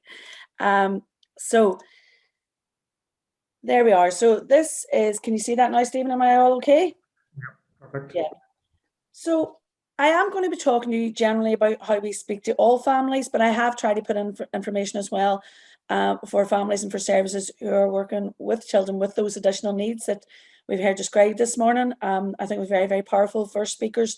I had to dive out for another meeting, but I think what I would say is that while this is information for the more general sense, I have added some content, and I would totally agree that every family is different, every child is different, and therefore everything, sorry, my slides decided to run on there. So what I talk to you today about is really up to you to adapt and amend for your children, for your family, for the services you're delivering, because you know them best and you know what works for those children within your family and for those children in your care. So what I would like to get through today with you is an understanding of the risks and benefit of being online for children. We want to look at the practical things you can do to help keep children safe online and young people. I know this is more for teenagers as well, and give you that knowledge and tools and resources that can help.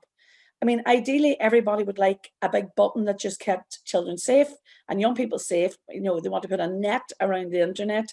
And unfortunately, that's not how the technology works. It was never designed for children. It's an adult service.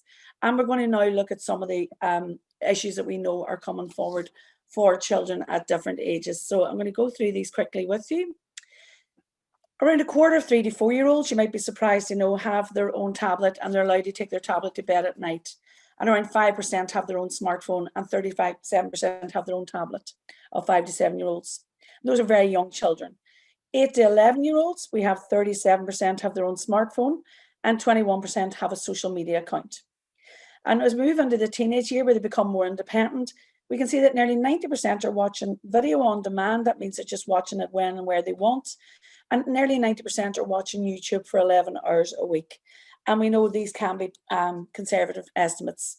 And over 16s, they are sharing, around a quarter sharing content on social media, but we know another quarter are just watching stuff on social media. So there's some young people who are more active than others around their social media. And what we would say is that, this will change as the technology changes, and as children get older, they will use the technology in a different way. And therefore, we must also support them in different ways. So for younger children, we will be much more involved in what they're doing. We will be watching what they're looking at. We'll be, checking out the sites and apps. And what we tend to find is that parents or adults then tend to leave teenagers on their own. But, there is a role for all of us to support young people, because, as I say, the technology is fantastic. And we're very positive about the technology, but it was not designed for children and young people. And we do have concerns about some of the risks there are. So just basically also, we want to think about what's a child's life online. And this is pretty much like my own life online. I could be watching a YouTube video and a message pops up from my friends. I can be seeing somebody sent me a link to a TikTok video, or scrolling. And for children as well, they would be on games and talking to their friends. So this notion of them being on one site or app at once, and it does take up a lot of their time, and we know that, but we also know they get a lot of enjoyment out of it.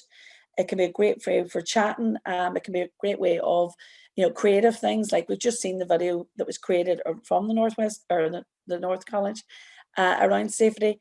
So young people are really creative online as well, and we want to look at this from a strengths-based position and not always be negative. So we know that parents have many concerns, but we also know there are many positive reasons why children and young people like being online, and how important it is for them in their lives. In our discussions with children and young people about their online world, they often want to acknowledge that it's a positive place, and that they have fun online, and they have a lot of contact with their friends and really enjoy being online. And we as adults must support them on that, and acknowledge that there are many benefits that can help their development. And it also helps them, as they mature, to learn how to manage relationships, and it really will support their development in the real world as well as being online. So, but we know there are risks, and we've mentioned some of them there. Parents have told us those, and they can be many things.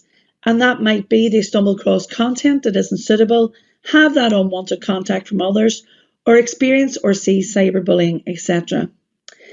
The apps and the games that they're on can be multi-use, and there can be chat features, and the chat functions within the games are all places where this contact can happen. And the risk really lies within those features. So one of the best things you can do is explore the apps together and get to know what they're using. We also know that social media is a fantastic place to share information, catch up with your friends, see what's going on out in the community, but we also know it can be a negative experience as well. So we also want to prepare our children about what they're seeing online and what they see in social media, and really knowing they can come and talk to you as well, and that you will help them navigate that world. I'm going to show you a short video now. I'd just like to explain. I have a version of this, it's pre-recorded with sound on it that we had as a backup, and that slide hadn't got the sound taken off. So I'm sat here and you thought it was being a ventriloquist, but actually that was just because that slide hadn't got the sound taken off it. My apologies. So I'm going to show you a short video that some parents have told us about their concerns and the things that they worry about.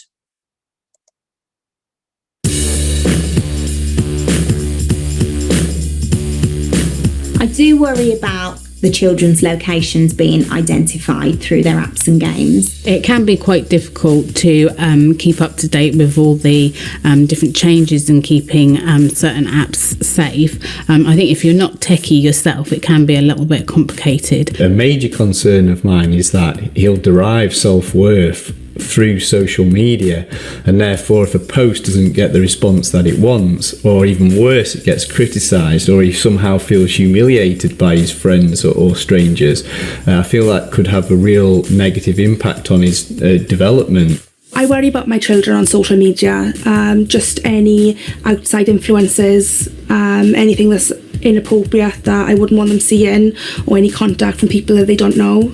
People contacting her out of the blue, people pretending to be somebody else. My ultimate fear is that they will be groomed by somebody that they don't know online. The greatest worry is that she becomes easily led by that person, and they may, they talk her into doing things that she shouldn't do. We have parental control set over the Wi-Fi, so they cannot access everything that's out there online at the moment. I'm really conscious about being in the room when they're playing. So the computer isn't in their bedroom, it's in our living room. So when they're playing, I can kind of hear what they're doing. I try and say to the children, show me how this works, sort of thing, so that I can get an idea that if I do need to access that or figure out something, I'm able to understand it a little bit as well. I talk to my children a lot to try and keep them safe, and I just make them aware of the dangers, really. It's difficult, and I think sometimes you have to pitch those conversations differently for the different ages. But yeah, we do talk about it, and they talk between themselves as well. So we talked about some of the risks there, and you heard the parents saying that. And what we would acknowledge is, some of the risks are who they're talking to. And the parents have mentioned grooming, which is where an adult deliberately establishes an emotional connection or trust with a child with the intent of exploiting them sexually. And cyberbullying, we've seen in the video clip before, where that bullying can take place in the real world and in the online world as well, can continue 24/7. And it continues to be a really major challenge. And we're hearing that from young people through all sorts of ways, through Childline and actually through our local services as well.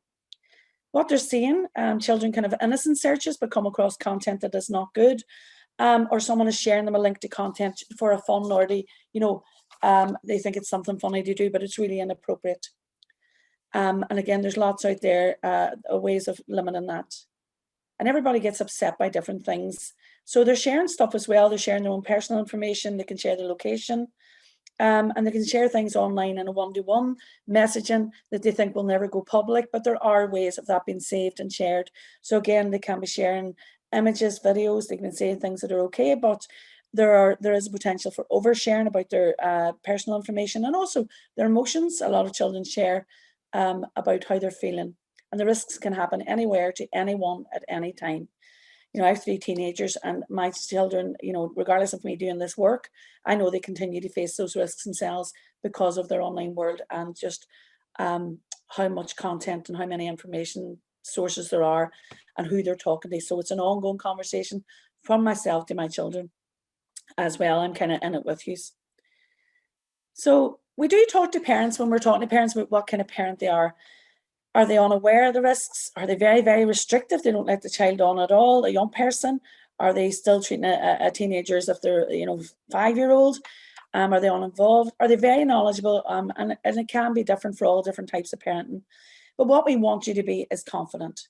We want parents to be confident, and any adult working with children equally so, whether you're providing a support group, you're a family worker, whatever that is, have some confidence around this issue, have some knowledge and feel equipped.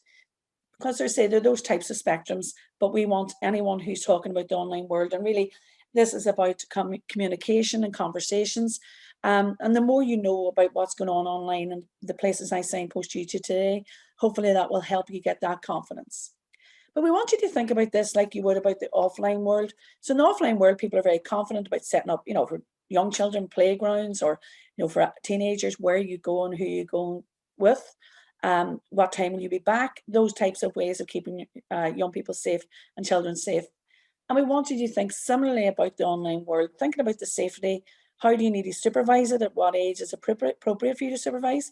Is a 7-year-old taking a tablet to bed at night good? And how do you reduce the risk?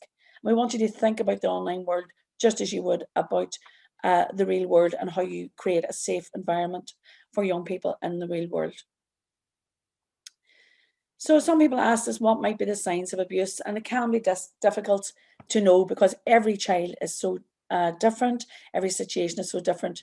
They can seem distant or angry. They might be extremely happy because they're getting a lot of attention online from someone. Maybe they're, you know, really enjoying being online and getting attention from someone who seems really interested in them. They could be spending more or less time online, and they could become secretive for their devices and their profiles, or have lots of new contacts, people that you don't know. And you can see there that boy with the headphones on, it'd be very hard for you to know who they're talking to and who they are speaking to, unless you're having conversations with your child or you're involved in their online world. So our top tips are to talk with the child. You know, start with the positives. What we say is take a strengths-based approach, be positive, be interested, make sure you know the basics and they know the basics for keeping safe, exploring their favorite apps and games. If they want to buy a game or go on, use an app, talk to them about it. What do they like about it? Go on and explore it yourself with them, about it, research it. Setting up rules and boundaries for their online use. And that's different from family to family and situation to situation. And letting them know that you or Childline is always there for them. And I suppose I would want that if my children weren't able to come to me for whatever reason, they talk to somewhere safe. And again, that might be all the networks of people you have as well. And then if they do reveal abuse, the best thing is to do is listen, reassure them, get advice yourself, you know, asking them open questions and explaining what you'll do next. And again, our helpline we'll talk about at the end. You can come to us and we can help you navigate what you might need to do. But the basics here as well are regular conversations. It's not one big lecture. You know, we don't have that one thing that will keep a child or young person safe online. It's being involved and it's having regular conversations is the best way to keep your child safe or a young person safe. So I've mentioned some of this before. I'm not going to go over it in detail. So for younger children, you know, we would advise you to supervise much more closely. Tablets away in their own flowers in a bedroom is just, you know, opening up a lot of risk. Checking games and videos before they watch them and turning off autoplay. Because Peppa Pig is on YouTube, the next Peppa Pig might be a very adult version that someone has created. And if you've got autoplay on, there's a potential they could see that. Agreeing rules and boundaries as well. And I'm going to talk about NetAware in a while. And again, we'll talk about the technical settings as well and how you can do that. Older children, some of them are really tech savvy. So it's, you know, they're far more expert, as we know, than ourselves, and that's okay. But we're there as parents and as carers and as support workers. So helping them set up apps, getting involved in their challenges like the TikTok ones, exploring Childline itself. We've lots of apps, and we've got Facebook pages and Instagram and lots of videos on our YouTube channel. And be realistic with the rules and set ones which you could follow yourself as well. Because being a good role model is really, really important for any adult who wants to have a conversation with a child. Double standards just do not work for children.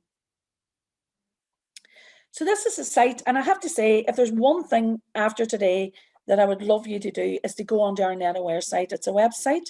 We've got the top games there and apps. You can find out about age ratings, the expert view of the risks, and safety tips. So you'll find out how to set up this as safe as possible, each one of those games, sites and apps. So we'll look at things like TikTok, Instagram, YouTube for kids. We've got a news section there you can see, or you can sign up for a newsletter. And you can see there the Fortnite game is up. So we've given ratings for different areas of risk, for whether or not there's, a risk of seeing content, of sexual content, how easy it is to set up the parental controls and that as well. And every one of those pages will take you through in detail what and how best you set up that site or app with your young person or with the child to make it as safe as possible. And there's lots of tips.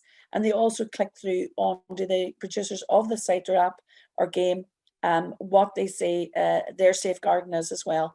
So, we're trying to keep it as up to date as possible. We developed that in conjunction with O2, their technical knowledge and our child protection knowledge. But I would say today, if there's one thing you would do, it would be to go on that site and have a good look around it. Some of you might know a lot already. Hopefully that's great. But for those of you who feel overwhelmed, because a lot of adults and parents feel totally overwhelmed about this issue. And this is a way of doing bite-sized information. You've heard people talking about Twitter. What does it do? How can you set it up safely? What might the risks be? And I say feedback on it as well is great from yourselves. So in terms of parental controls, you heard in the video one of the parents talking about parental controls. It can do things like set what time of day your child can go online and how long for. If they're finding it hard to restrict it, and I'd say with older young person, you might negotiate that with them and set that with them. You can content filters, so you're blocking out as much as you can. It's not a complete blocking. I have to say there's ways around it, but as much as you can, blocking out particularly adult content or violent content. And you can see each family member can see different levels of content as well. And we would advise that you manage the device and app settings from the day of purchase. We often say at Christmas, before people, they don't want to take, the boxes out. They don't want to, take the phone out of the box, but it's actually really important that you get those parental controls on as early as possible. So how do you do that? You can contact your Wi-Fi and phone network provider. You can put on the settings on the device itself. And again, NetAware will help you with this. And each app and game, and I say NetAware will do that and show you how to do that. And, your device should tell you all of this. And again, our helpline can help with that as well. I know it's a lot of information. And our top tips for these parental. I know a lot of information. We know that gaming is a particular concern. Presentation is now running on with me. So a lot of what I'm saying today as well, if you do want, I can send a PDF of the slides afterwards and we can get it shared with you as well. I wanted to touch on gaming today because we know that the world of games is really important, particularly for teenagers, as well as younger children. And there's great benefits, but there are some risks, and they can play games on phones, tablets, and on their PCs. But they can also chat to other players using in-game chat and messaging and platforms for gamers. And as you all know, most young people now, the career choice they want to have is as a YouTuber or a gamer. And it's overtaken things like teachers, footballers, anything else. This is what they want to be. So why do young people play online games? They socialize with their friends. They can relax and have fun. They get creative. Pokemon Go is a bit old now, but they used to be able to get out and go around. Very competitive and learn new skills because others are playing. But they are designed by psychologists, and they're designed to elicit quite strong feelings and emotions. And we know many young people that have thrown their controllers through their TV. I know personally some children that I know have done that. And it can be a frustrating place to be. And there's a lot of chat goes on there. And there's quite a lot of bullying as well, can be in some of these sites and games. So, as I say, we can get contact from people they don't know on these games. particularly in different types of games, nearly encourage that to happen.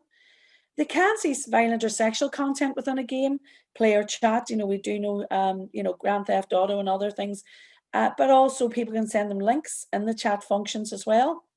And there can be cyberbullying or griefing from other players. And griefing is when another player purposely makes you lose or purposely targets you online, and really stops the young person from playing the game and having fun. And they target you and they just keep killing you and killing you and killing you online in the game, and there's no enjoyment. And really it's to make the person that they're targeting lose their temper or to become upset and leave the game. There's scams as well. There's real money for fake features. There's all sorts of things, and young people are caught out a lot of the time, and they can be really scary for them. And there's been some tragic examples where young people have been afraid to tell adults that it's cost them money online, say from their parents or carers accounts. And we would encourage you to listen to the child and let them know they can come to you if they make a mistake. All young people make mistakes, all adults make mistakes, but we know there can be risk-taking behavior as well, and it's hard for them to know what's real money and what's fake.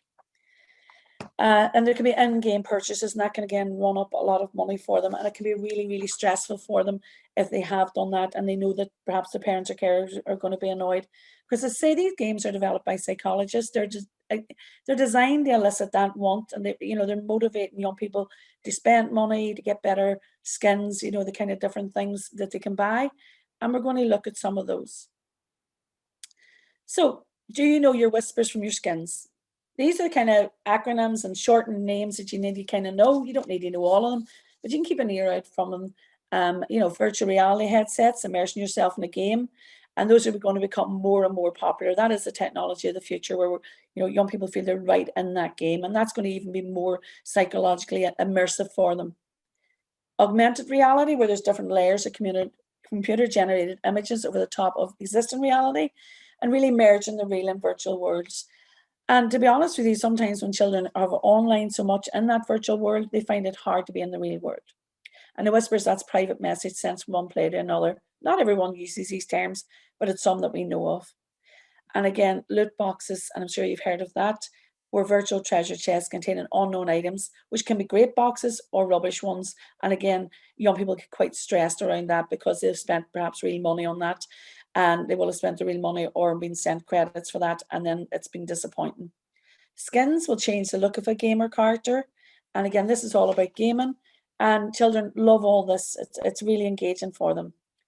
So children can experience lifelike violence through that virtual reality or augmented reality, and they can be contacted privately in multiplayer games, and they can spend real money in games. And those are the main risks that we know young people are experiencing from the gaming. So in terms of, I couldn't waltz my children. So games and apps generally. I'm going to actually come back to that. I couldn't waltz my children into cinema and show them any film. And what that previous slide was just showing you was that there are PEGI ratings. And again, they will be on the NetAware site of how you should check out what the age is for your child on a game.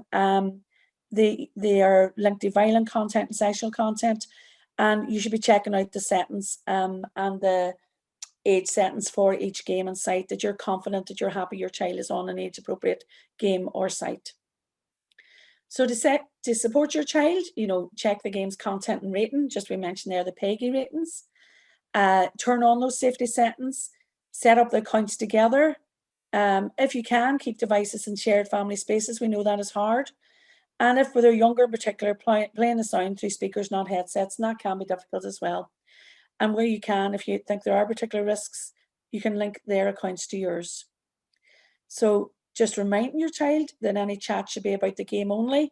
And if someone asks them personal questions or suggests meeting up or chatting in another app, then encourage them to tell you. If you're worried your child is spending too long gaming, review what they're playing, when and for how long, help them to set up time limits, negotiate that, encourage them to take breaks, or try playing with them to make it a whole family activity. In terms of time-wise, and I know I am going through this quite fast because I am trying to make up a bit of time, but I did want to mention cyberbullying today because it comes up. Bullying still is one of the top reasons any child will contact Childline.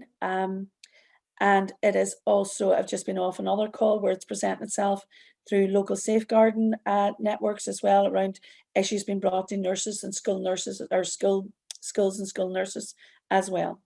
So it takes place online. We saw it in the video clip that the Northern College had made. It can happen 24/7, and anyone can experience cyberbullying, but it happens for different reasons, from how you look and where they're from to their preferences and interests. And what we do know, though, with children with additional needs, that they are 16% more likely to experience cyberbullying than children. So 34% of 12 to 15-year-olds that we researched last year had experienced cyberbullying. But in addition to that, those young people with additional needs are 16% more likely to experience it. And it impacts on their mental health and well-being. Those we saw in the video, again, it showed very well unkind messages, sharing images, embarrassing images, shaming you, exclusion, keeping you out of games, trolling you, sending you anonymous content and images, harassing you, liking everything, screenshotting all of your Snapchats, and using the child's identity to post embarrassing content, fake accounts, and setting up hate accounts. And again, the anti-bullying forum, the Alliance in Northern Ireland, do great work around what is banter and what is bants and what is bullying, because unfortunately there's been a normalisation of bullying behaviour, of name calling, of quite hostile communications, particularly in gaming as well. And we must all do whatever we can to challenge that this isn't normal, it isn't okay, and it is bullying.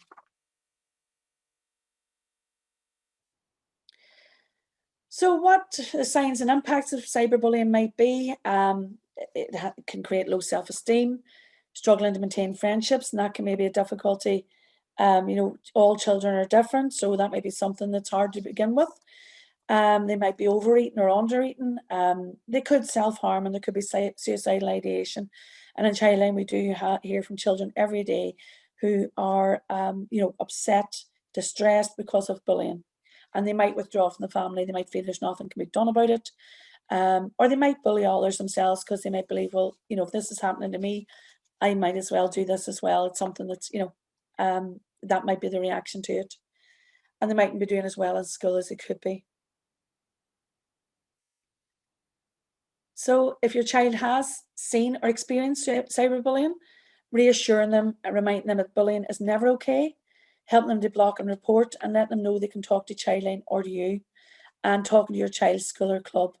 And what I would say, if any of you are working with organisations, I know the Anti-Bullying Forum or Alliance, I think I call it both names, they do brilliant work, and they have toolkits around anti-bullying work to do with young people to help address this issue, because young people also need to raise awareness around what's acceptable and what's not. If your child has cyberbullied, and that means they've bullied others, reminding them of what it is and helping them to think about their actions affecting others, and talk to them about what they should do differently, and tell them what will happen next, and help them to say sorry. Because it can be difficult, but supporting that child as well who's made that mistake is really, really important, and for them to know that they can be helped to sort of redress what has happened. I am going to move now quickly through social media and then move to some additional resources for children with additional needs. So in terms of social media, people talk a lot about social media. We talk about it a lot, but sometimes people don't know exactly what is it. So it's anything that it creates and shares content with others. So it's images, videos, voice notes, highlights of your stories, written posts, locations, and connecting through others. So do you know the apps and their age ratings?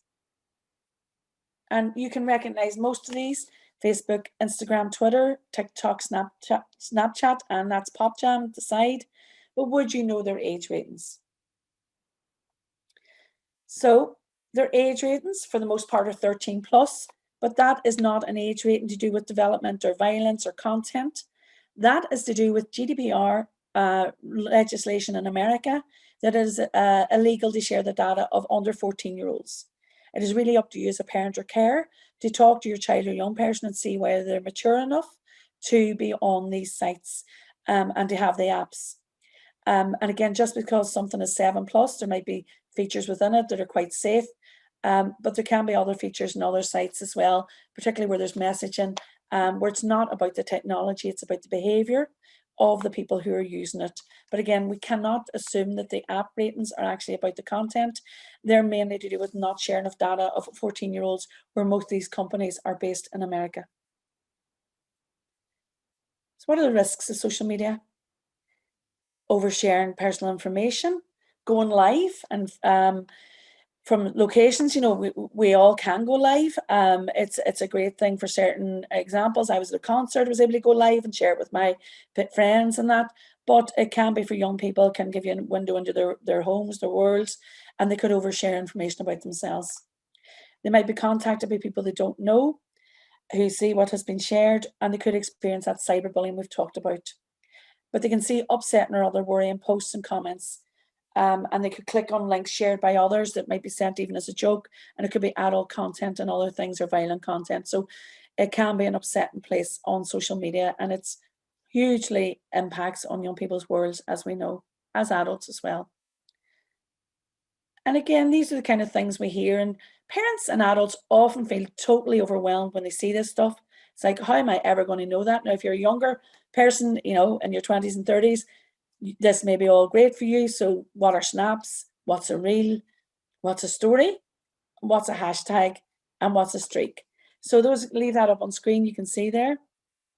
But what are the risks of all these things? Well, content can be screenshotted before it disappears. So although snaps can go after around 10 seconds, there's, you know, many different things around Snapchat. I would advise NetAware to keep up to date in it, to keep changing it. You can have snap maps where people can see where you are. Hashtags can increase chances of someone they don't know seeing their content. So if they put down hashtag love dancing and hashtag something girls, you know, that could indicate that it's a young girl who is interested in dancing, and that narrows down if someone is looking to make contact, that they can get to them more easily. And their streaks keep them on the app and make it hard to break. And we know that streaks were a big thing a few years ago, where people literally were afraid to go to sleep, but their streaks weren't being kept up. Very hard for adults to understand that, but for children, they were a very powerful thing in their lives. So go on to NetAware, go on to that Snapchat site and look at it and see what all this means. And you don't have to know about all of it. It's not essential for you to be an expert, but it is good to know about it, because we know if you feel more confident about these words and things. We also know that as soon as adults know about it, children will talk about something different, because as soon as we get involved, young people particularly, it's not cool anymore if we know about it. And that's, you know, I say with 3 teenagers, I'm very aware of that. But what can you do on social media? Set up your new accounts together. Make sure they're choosing good profile pictures and usernames, not sexualized usernames or not offensive usernames, and the pictures are ones that you're happy enough about. Look about what info isn't needed. Don't get them to give all their information. Make sure the accounts are set to private. A lot of these apps are by default public. So if you let them just download it themselves and they haven't set it up to private, anyone can contact them. Turning off the location settings, unless you're going up the Mourne Mountains to climb a mountain. It's good to turn it on then. But any other time, if you know, you may use it to help your child stay safe, it's fine. But in between times, turning off the location settings is good. And adjusting who can contact them, and remind them that some things are always public, particularly public posts. And we know about friends requests as well.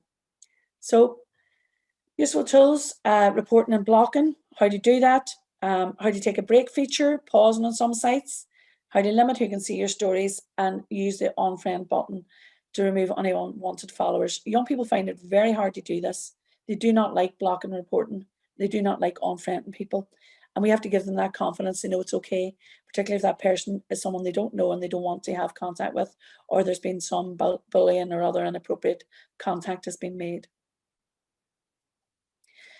I'm going to come now towards the end. I think I've rounded up about 10 minutes off the presentation, and apologies, as I say, a few of the slides had my voiceover on it. It was my first time doing that, and I didn't get it taken off all the slides. So because I am speaking to you here today, and I am very aware that the young people and the children and the families that you're working with have additional needs and may have, you know, their own interests about being online, I wanted to signpost you to some really useful resources that I've came across as well. I work with a team where we do have someone who's worked with the National Autistic Society, but unfortunately she's on leave at the minute. But there's a great guide from the Learning Disabilities, Autism and Internet Safety Guide, a guide for parents from MenCap and other partners. And I would suggest today that you have a wee Google for that. We can make the link available. There it is at the bottom. And it gives suggestions about limiting the risks and some of the resources and some of the case studies for children who have actual experiences of people with learning disabilities and autism, what kind of things have happened to them online, and some safe sites that there are online. And that's what's in the guide. So after today, it'd be great if you could look at that yourself. And again, it gives you that additional experience about what are those additional risks. You know your child and you know the families you're working with best. What is the behaviours that might be a concern? And how would you support that young person to make better choices online, or to think about the choices they're making online as early as possible? If you are working around schools, or you're working within, maybe you belong to a parent teachers association or a school governors, or just have contact with the teachers, we would also recommend that you look at the STAR Send toolkit. It's an extensive teaching toolkit to equip, enable, and empower educators with the relevant knowledge and what they need to support young people with special educational needs online. It's by ChildNet, one of the UK's leading internet safety providers, very reputable. And again, that toolkit is there, and it stands for Safe, Trust, Action, Respect, STAR. And again, very visual there, that we begin to look at how can we adapt these messages. I know today these messages have kind of come flying at you. I've presented quite a lot at you, but we have our own website. You can go on after today. It has lots of similar messages, but we also know that there are other places as well which may be more appropriate for young people and for children who have those additional needs in terms of more visual information. So this is another one, and we can see there, it just sort of gives bite size, breaks down what are those tips that we've talked about personal information, about trusted adults, who do you talk to, about opening up attachments and your feelings, things that might make it easier for us to do bite-sized information and communication with young people about their online experience, and also help us think about what I need to be talking about here.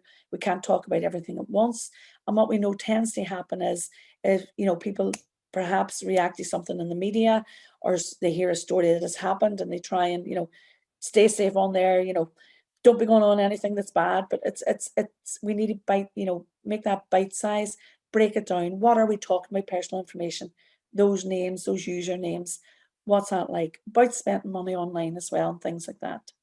And again, this was just another site I came across. Again, those visual supports, these are bookmarks. You can make those yourself. It could be things that you stick up around a computer, stick around the wall. One of those things that might help that young person or child think about when they're talking to that person online. It can feel so warm and friendly. This person's really interested in them, and coming to you and talking to you about it. So they're a bit old-fashioned, but these are the kind of things of visual prompts around the house, around wherever you're delivering. If you're delivering a service to families, how can you bring this in? So it's reminding young people of things they can do that will help, and reminding parents as well about the key things as well, about what's important about being online. So what I would say is we have a helpline. Our helpline's running over 30 years. So any concerns you have about a child, you can ring us anonymously. It can be about their online world or other situations. And we will give you advice and guidance. You will have your own safeguarding procedures in schools, if you're working in schools or organisations, but we're there as well. The helpline is on a more limited time scale at the minute. I think it's around 8 to 10 at night, and the weekends it closes at 6. But we have a 24-hour help at nspcc.org.uk. Now, obviously, that's not as anonymous in terms of us knowing where your emails are coming from. And remember also, we have Childline. Our Childline site is fantastic for children. We have a childline.org.uk site for younger children. And we have lots of information about online safety and the kind of issues children are facing. If after today you want to go on and look at the content we've written for children, please do. If you're an adult, as long as you don't pretend to be a child and you don't create an account, you can go on and look at that. And it's actually, I find it really useful all the time to look at the kind of topics we're talking about and how we speak to children and young people. And some of that might be really helpful for you to have those conversations. But after today, it would be great also if you share your knowledge that you have, share your tips, And if you are sharing supervision with other people, like other family members or other adults, making sure that they're aware of the risks as well. And again, just to remind you, in terms of our numbers, and I would like to thank you for having me today and a very whistle-stop tour of our online safety work. I'm just going to bring up the chat function there. So just to finish off, Stephen, I do workshops for parents in the community directly. Those are free, and I deliver not this session, but a much shorter session, and I would deliver it a bit more condensed, and I wouldn't have double voiceovers on it. So thank you for letting me come today in the place of Anna. Hopefully I've done her justice a bit, but just to say, we offer those online webinars for adults, for workplaces, whoever you want, and I can be contacted about that. Margaret, I have to say, never mind you, thank goodness. Thank you so much. I know you were thrown in the deep end, and worse still, then I told you, could you cut it a bit shorter?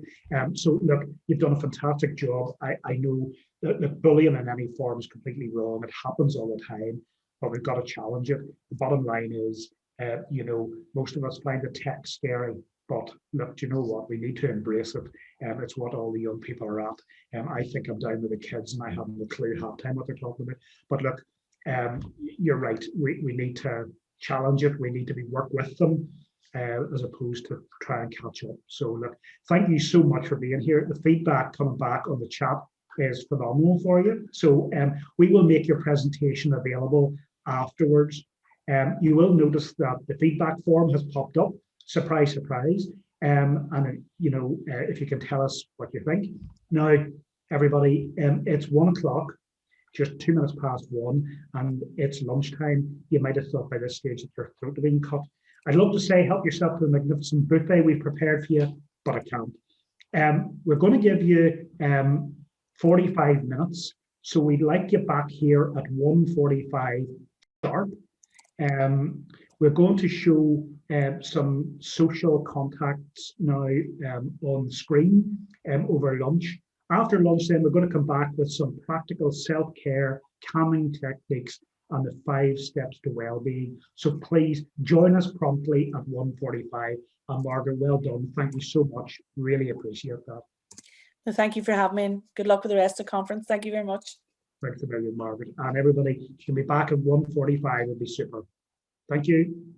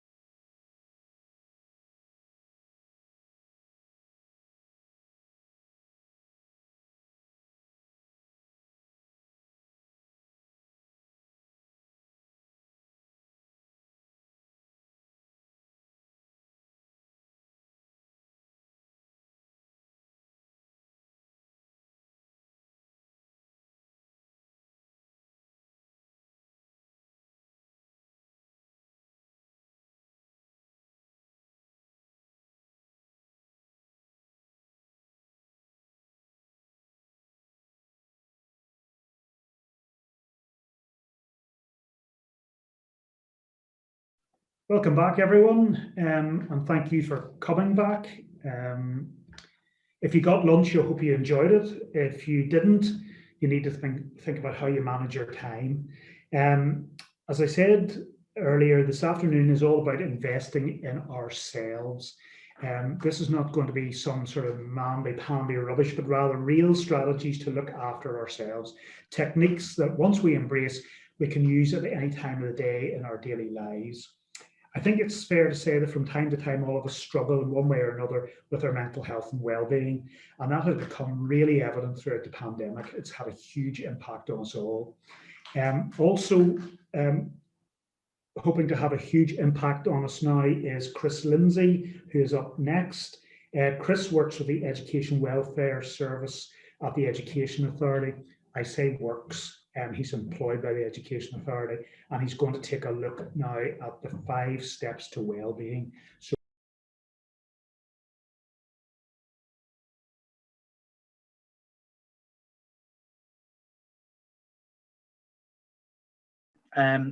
I'm just going to get my PowerPoint up here on the screen for you, and I'm going to whiz through. If anybody out there actually knows me, you know how difficult this is going to be for me to sit still through in this.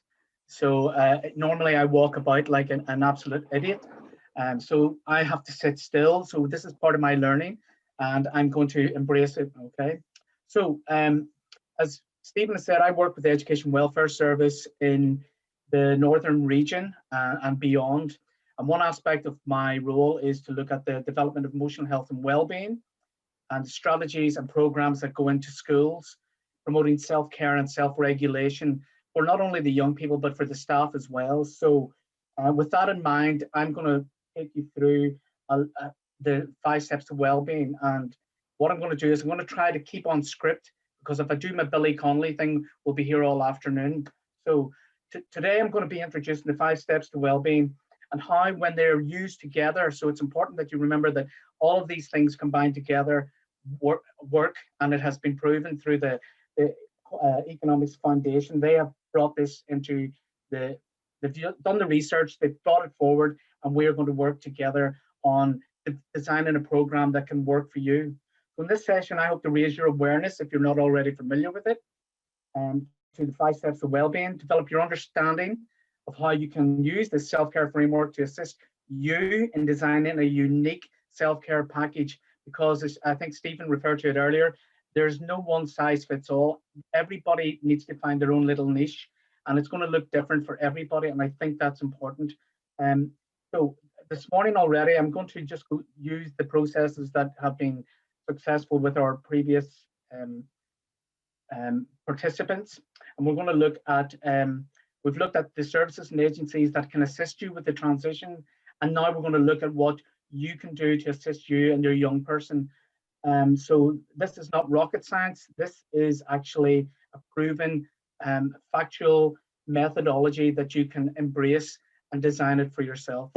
So let's look at mental health. And in its broadest terms, mental health is defined as a state of well-being in which every individual realizes his or her potential and can cope with the normal stresses of life, can work productively and fruitfully, and is able to contribute within the community. Everyone has mental health, and looking after our own emotional health and well-being at any given time is important. Transitions and change in particular can sometimes make us worried, anxious, or stressed, and may affect how we think, feel, or behave. So sometimes when we're faced with these transitions and change, and that's the theme for today, it can feel pretty daunting. But most of us know when we're mentally, physically well, but sometimes there may be occasions when we need a little extra support to manage either of these things. To stay well during these transitions or change, we must look after our own emotional health and well-being. So the following slides on the Take 5 Steps to Wellbeing provide you with some ideas about how things you can do to look after yourself. And these are followed up by practical sessions with Anya and our other contributors after following my session. So what are the 5 steps to well-being? These 5 simple actions that can help to improve positive mental health and overall well-being in your everyday life are simple. Connect, learn, be active, take notice, and give. And I suppose the easy acronym for that is CLIMB. So the 5 steps to well-being are 5 simple steps that, when used together, may help maintain and improve your emotional health and well-being. These 5 simple actions, when combined, can help to improve positive mental health and your overall well-being in everyday life. It is a framework that anybody can build into their daily life. And I suppose you have to be motivated to actually do that. Sometimes it's easy to fall into old patterns of behavior, but what we've learned is old habits die hard. Sometimes it's about breeding new ones because you know there's going to be a positive outcome at the end of it. But we know that health is not the absence of disease, and it relates more than physical health. It includes social and emotional aspects as well. Well-being is when you are feeling well and able to enjoy and participate in your everyday life. The New Economics Foundation, as I mentioned earlier, assessed all of the latest scientific evidence around the world and created these 5 simple steps. The 5 Steps to Wellbeing campaign has aimed to highlight activities that can promote positive mental health and overall well-being for everyone. And as I said previously, this simple way around this is that you find a mechanism that works for you. Bear with me. It's great. Modern technology is wonderful, isn't it? So connect. I just disconnected myself. Connect. When it is safe to do so, and where possible, connect with people around you that you like and trust. That's family, friends, colleagues, neighbors, at home, work, school, or in your local community. Think of these connections and relationships as the cornerstones of your support and spend time developing them. Building connections and social relationships acts as a buffer against mental ill health. During lockdown, we've developed other means for keeping connected to others, and Margaret emphasized the differences that are out there and the very many mechanisms that we use now for social interaction. Some of them are healthy and some of them are not. I want 3D again. I want to see people in 3D. I love the fact that we can connect like this, but seeing people in person, you can't beat it. So talk to friends and family on the phone or online. This will help you reduce any sense of loneliness or isolation you may understandably be feeling at the present time. Think social distancing, not social disconnect. Social networks provide a sense of belonging, can provide support, encouragement, and meaning. And where possible, we try to expand this, but only if you're comfortable doing so. And for some people, that isn't easy, but give it a try. Broader and more superficial relationships, such as groups we attend, have a purpose in giving us self-worth, connectedness, and familiarity. And I suppose the key message from connecting with others is when it is safe to do so, if you're comfortable doing so, give time and space to both strengthen and broaden your social networks, because it's proven that without that, the isolation can play on any mental health issues that may be about for you. So even if you only lift up the phone to call someone, connect.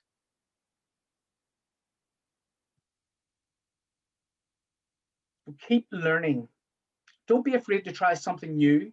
Rediscover an old hobby or interest, or sign up for a course. Take on a different responsibility. Fix a break. Learn to play instruments or how to cook your favorite food. So set up a challenge that you will actually enjoy. Learning new things can help to make you feel more confident, as well as being fun to do. There is evidence that reflecting and being receptive to new learning enhances well-being. It also creates an opportunity for us to connect with other people. Learning new skills or refining existing skills are key to both our personal and professional growth. Learning keeps us interested and focused, opening us up to many positive new possibilities. So some of the benefits of that, as I've already said, it stimulates the brain and helps to keep your mind sharp. Learning something new in one area can have a ripple effect into others, contributing to longevity and good health in later life. It can be fun and make you feel happy. It helps to develop natural abilities and increase self-esteem. It helps to adapt, to change and promote independence. Helps to find meaning in our lives, giving us a sense of worth and direction, and helps to make new friends and establish valuable relationship with like-minded people and get connected. I know that we're time bound, that's why I'm flying through this. So being active, find an activity that you enjoy and is manageable and something that you can do safely. Being active can assist you to feel better both physically and mentally. It can assist you to deal with life stresses in a more positive way. Go for a walk or run, cycle, play a game, garden, or even, as Stephen likes to do in his spare time, dance, if that's your thing, of course. Put simply, exercising makes you feel good. It releases happy hormones called endorphins, chemicals produced by the body to relieve stress. In addition, serotonin is released in the body, which also boosts positive mood. Most importantly, discover a physical activity that you enjoy, one that suits your level of mobility and fitness. So why be more active? Simply, you will feel better both physically and mentally. It may help you deal with life stresses in a more positive way. And how can you be more active? When it's safe to do so, join activity programs that you can manage. Search online for activity groups in your area. Find an activity you enjoy and set regular time aside to participate in it. Find a friend to participate with you and keep each other motivated. During the lockdown, when we went through the first phase, my wife was in the most vulnerable group. So we had to learn how to actively seek out exercises that we could do within the house. We found walking groups online. YouTube have any number of them. Sometimes it's hard to get past the Americanisms, but once you get past that, it can be absolutely wonderful. And it kept us going. It is one of those things you have to reach out to bring the outside world inside sometimes if you do not feel comfortable getting out and walking. Remember, being physically active every day is important for you. Our physical health and fitness is shown to be positive in relation to our mental well-being. Regular physical activity is a protective factor towards mental health. Regular physical activity is associated with a greater sense of well-being and lower rates of depression and anxiety. Being more physically active creates chemical changes in the brain, which I've referred to earlier, which can help to positively change our mood. As little as a single bout of 10 minutes of physical activity can positively influence our mood. It is important to ensure physical activity takes place outdoors as much as possible now that we've got a wee bit of freedom again. Our bodies react to exertion, blue skies, and green plants in a very positive way. In fact, walking in forests is scientifically proven to reduce stress and cancer-causing cell formations. So, key message is be active, but do it in a reasonable and a safe manner. Take notice. Be observant. Look for something beautiful or remark on something unusual. Savor the moment, whether you're on a bus or in a taxi or driving in the car, eating lunch or talking with friends. Be aware of the world around you and also what you are feeling. Reflecting on your experiences will help you appreciate what matters to you. And take notice is also about getting absorbed in the here and the now. Sometimes we're too busy to look around us. Taking notice can be about observing changes in the season, bird songs, flowers blooming, observing others around you when you're out for a walk. It can also be about taking notice of your interactions with other people and considering their feelings as well as your own. For some people, meditation can help create a positive state of mind and help them to become more self-aware. Meditation is said to have many benefits, improved sleep and reduced anxiety. So why is taking notice important for our mental health and well-being? It reduces worry and anxiety and depression. Focusing too much on the past events and worrying about the future can have a negative impact on our mental health and well-being. Numerous studies have shown that ruminating on the past too much and worrying about the future is strongly linked with common mental health conditions such as anxiety disorders and depression. Although it is natural to respond to the stresses in our lives by thinking about them, it has been shown that by engaging in activities that allow us to take a break from these thought patterns can help alleviate negative thinking patterns and promote a level of calmness. This is good for our mental health and our emotional well-being. Being aware of our sensations, thoughts, and feelings has been shown to enhance well-being for several years. Taking notice is a step towards strengthening our self-awareness. By being more aware of our needs, values, and interests, we can begin exploring and choosing behaviors that are better for us. The ability to self-regulate our behaviors is thought to be important for our well-being and our mental health. Increasing self-awareness by taking notice may have the added benefit of enhancing positive behavior change. So if I just flick on, here are some of the ideas that have been forwarded by a number of different agencies that you could possibly want to participate in. And I will be sending this PowerPoint to Stephen, so you don't have to peruse too long with those. There are different coping and breathing strategies, and when you're in the right place, these work. So it's useful to go online or to seek a bit of advice from a medical professional before you decide to engage in some of those, because if you aren't in the right place, it may cause further anxiety. The giving part is simple. Do something nice for people. It's easy. Saying thank you, it's a falling art. And thank someone, smile, volunteer your time. Consider joining a community group. It is important to give to yourself as well as to others. So often we get bogged down on looking at the negatives and the flaws and our faults. So we need to start looking at giving ourselves credit for the minimal achievements, no matter how small. Focus on the things that we can do and contribute to your society in general. Giving to others is through small acts of kindness make us feel good.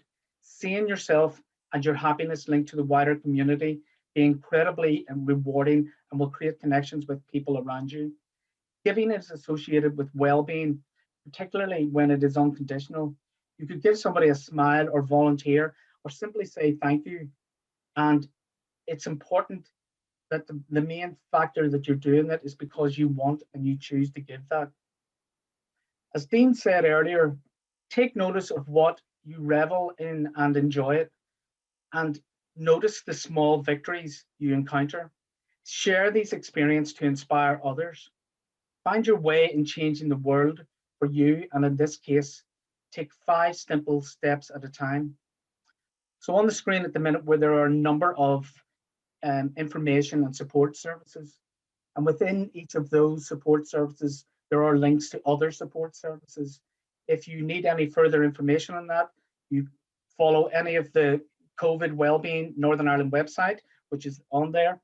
And the activities that are following this will hopefully give you a further encouragement to develop your own unique Take 5 Steps to Wellbeing strategy, the one that is right fit for you and only you. Okay, thank you very much for your time.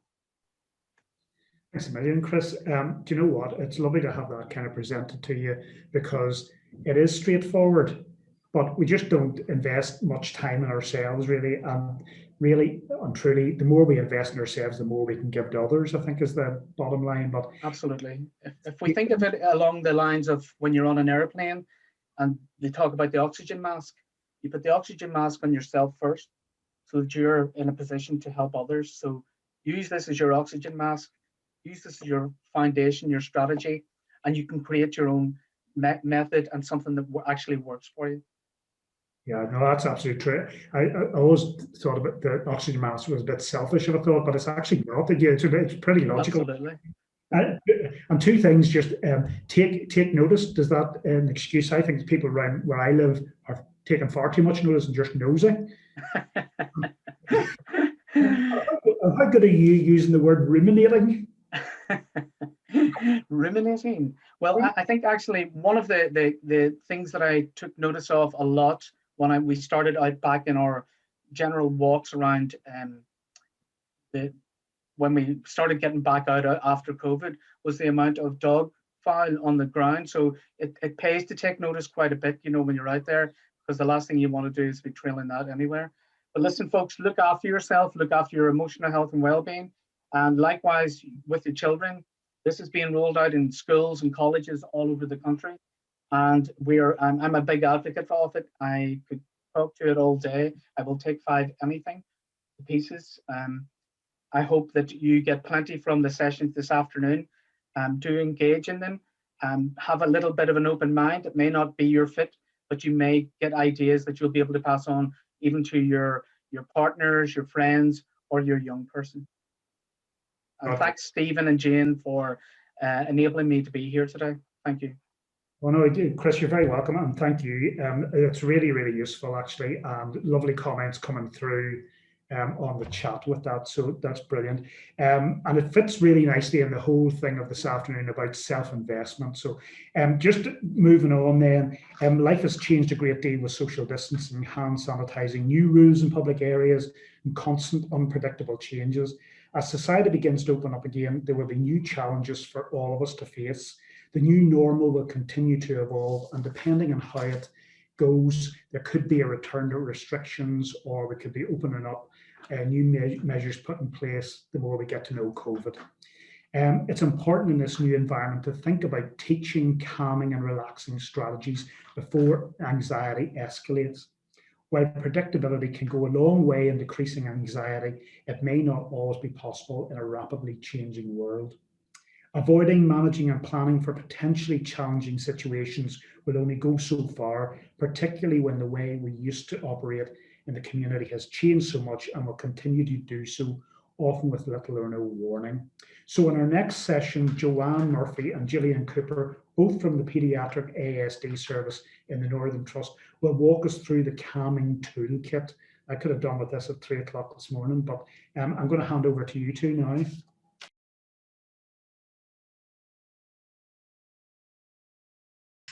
Joanne, do you want to get the wee PowerPoint up then first? Indeed, yes. So just bear with me.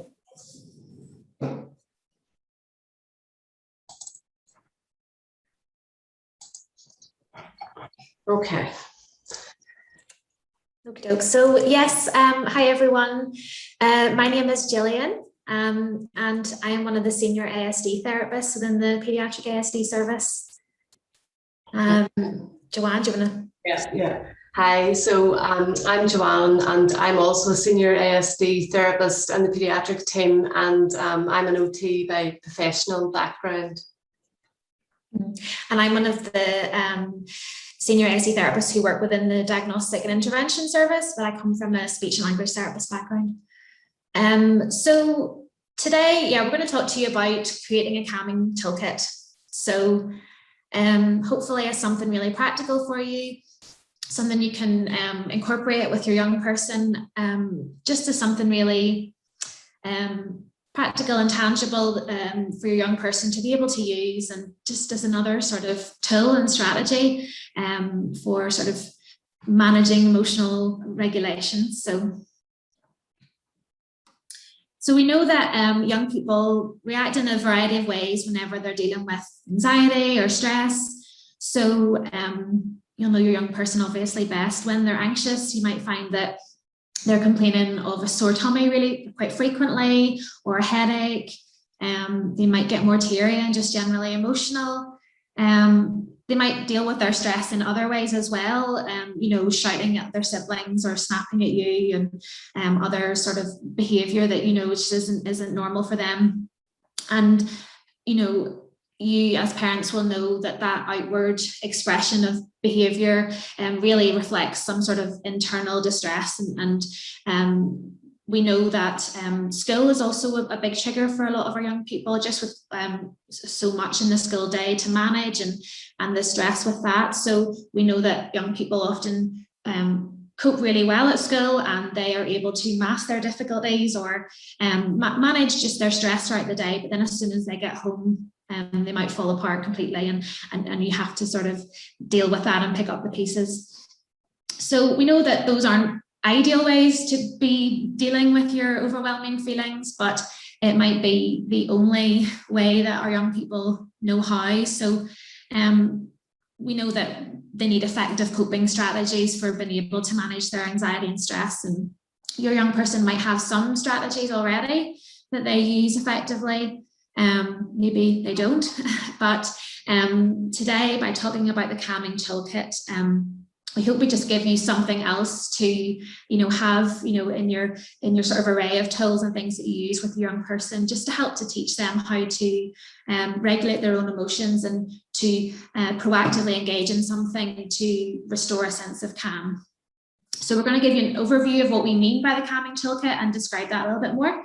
And then we're going to demonstrate some suggestions of strategies, things you can include in a calming toolkit, just to kind of give you some ideas. But I mean, you might have some more of your own, and there's so much out there online as well of other similar ideas. So it's just going to be really to give you a bit of an overview.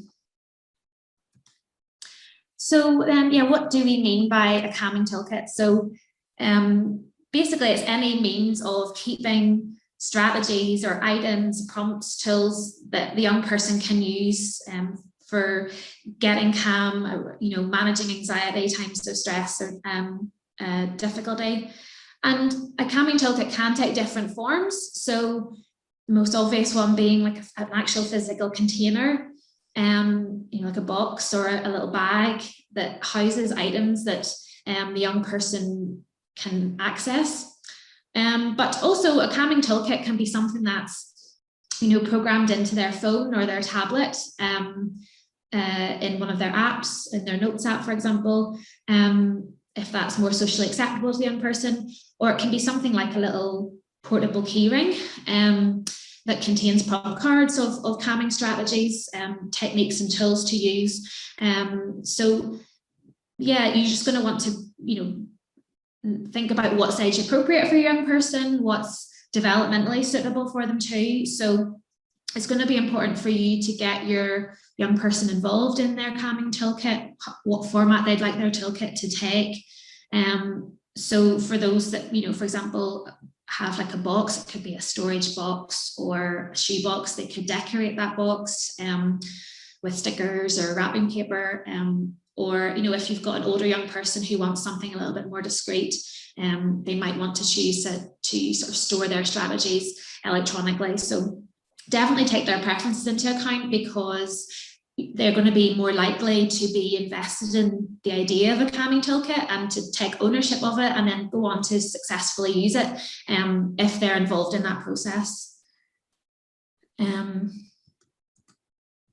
so thinking then about what you put in your toolkit, what do you do? So, I mean, what works for each young person will vary. You know, it's going to depend on their temperament, their likes and dislikes, activities they already enjoy, even their energy level at a given moment. So, and obviously have a think about your young person, what they already like to do, what already kind of helps to relax them. So they might love to draw or craft, or they might read to relax and calm down. So that might be your young person. You may have a young person who is more active, and you know, you notice they're more regulated and calm after they've engaged in some kind of physical activity. And they might love to do star jumps or bounce on the trampoline, do wall push-ups. So every young person is different, and even within a family. So what works for one might not work for another. So yeah, start with maybe thinking about their favorite things, or what you know works for them already. You may also want to think about using a calming checklist as a starting point as well. And you can do this with your young person.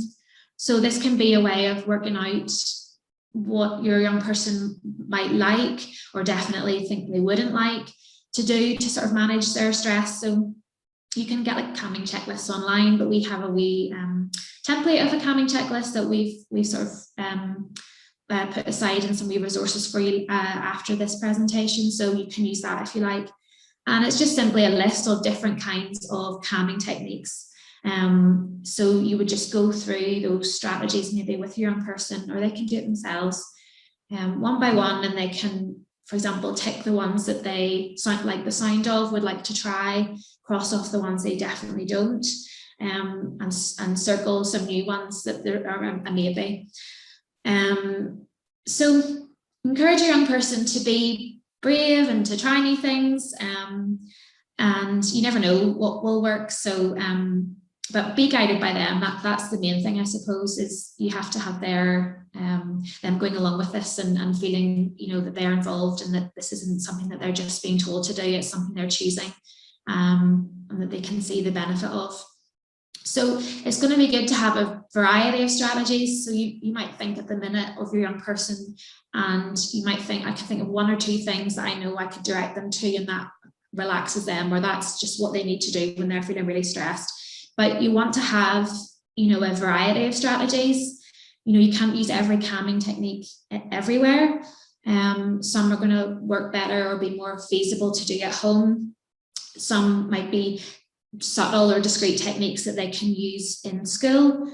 And then obviously you've got examples of strategies that are indoors or outdoors, and that will really depend on the circumstance. So I think the most important thing is the longer the list of coping strategies that you have, or that your young person is willing to try or is familiar with, then the more tools they're going to have for being able to cope in healthy ways. So if we think first of all then about tangible items, so actual things that you could put in a toolkit, if we're thinking about a young person that maybe has a box or a bag that they're going to put together. So again, think about your young person's interest, because this is where you can, include things like a book, or if they're a diddler or love to draw, that, those materials in there. But also some sensory toys and items might be, something to consider. So if your young person is particularly tactile or sensory seeking, and there's lots of different things out there, these are things to be considering. So what about things then that aren't physical items? So strategies like taking deep breaths. So breathing techniques like that, or memory or mindfulness techniques like imagining a calm place or your favorite place, they're really helpful, but they're obviously not easily put in a box. So what you can do is create visual prompt cards for these kind of techniques. And you can see the examples there. So where they can just simply write down or draw a visual to represent like a breathing technique, and that can go in the calming toolkit. Similarly, things like, positive affirmations, and getting your young person to maybe recite positive affirmations to sort of build self-esteem and positive thinking. Those are quite nice to put in a calming toolkit as well. And you can get your young person to write their own positive affirmations, do that together as a bit of an activity, so they can use whenever they need to read or hear positive and encouraging words. And these wee visuals are actually, we know that they're helpful, and they can be a powerful, way to support young people on the spectrum. Especially when overwhelmed, young people can perhaps, find it harder to process or think what they have to do. So having those prompt cards just like takes that layer of sort of processing and memory involved, and reduces those demands on their processing ability. So and especially, for those older young people that might want something more discreet, this doesn't have to go inside a box. You can see there, one of those strategies on the wee keyring loop. So this could be something that is their calming toolkit. It's this little keyring of some prompts and of some breathing techniques, some mindfulness techniques, and they can, keep it inside their blazer pocket or attach it to their school bag. Or even, they can take photographs of some of these visual prompt cards and put it in their phone and keep that in a folder in their phone. So, they can have easy access to it. And I suppose the one thing to sort of say when you're thinking about if a calming toolkit is going to be electronic, that you would ensure that you have the school on board to be able to facilitate that use. With the use of, for example, like a break card to be able to go out to the toilets and maybe, get their phone out and, have access to their calming toolkit. So that's something to discuss. Okay. So what we're going to do now is just practice some calming strategies, just to give you some ideas, things to introduce with your young person, or if you like the idea of something, you can look a bit more into it. Like if you think, oh, I think my young person would love some of these mindfulness or visualization techniques, and this was a really good one, I'm going to go and, after this and look for some more online. So it's just to give you some ideas.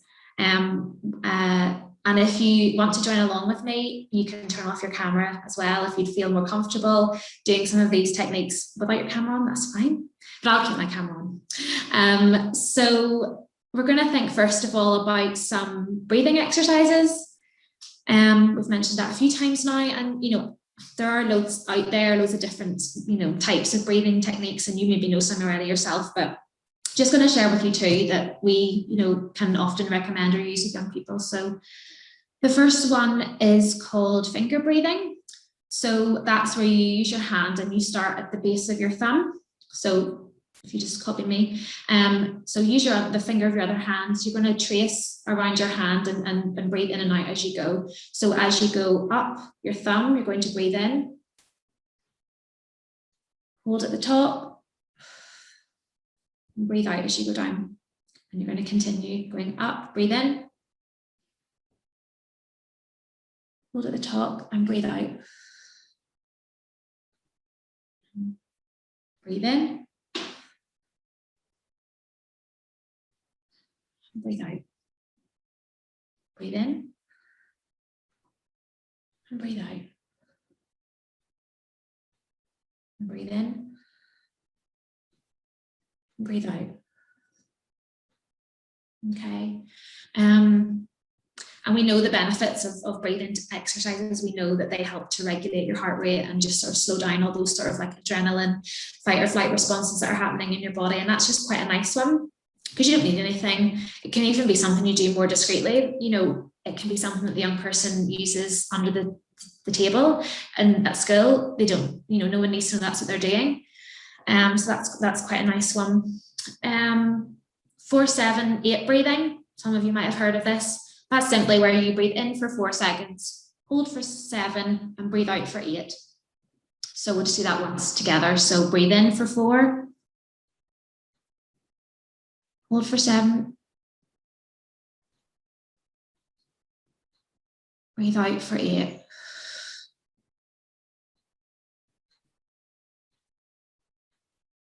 And obviously you can encourage your young person, they might need to do this several times over to sort of feel that effect of it.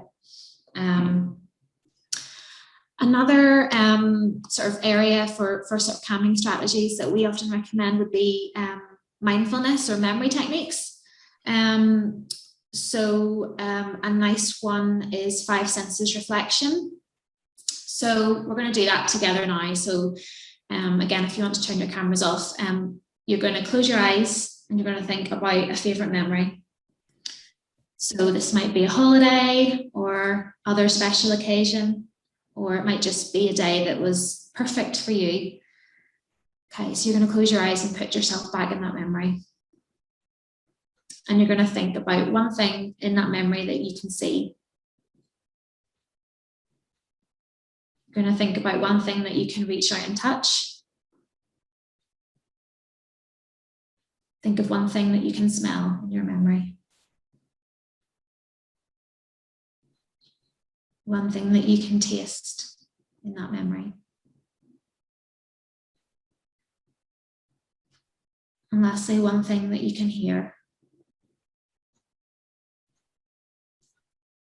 So that's just quite a sort of relaxing technique to kind of, when you're feeling in that fight or flight response and you just need to close your eyes and take yourself somewhere else and really focus hard on the different elements of that memory, and you're sort of tapping into all 5 senses there, and tapping into your imagination as well.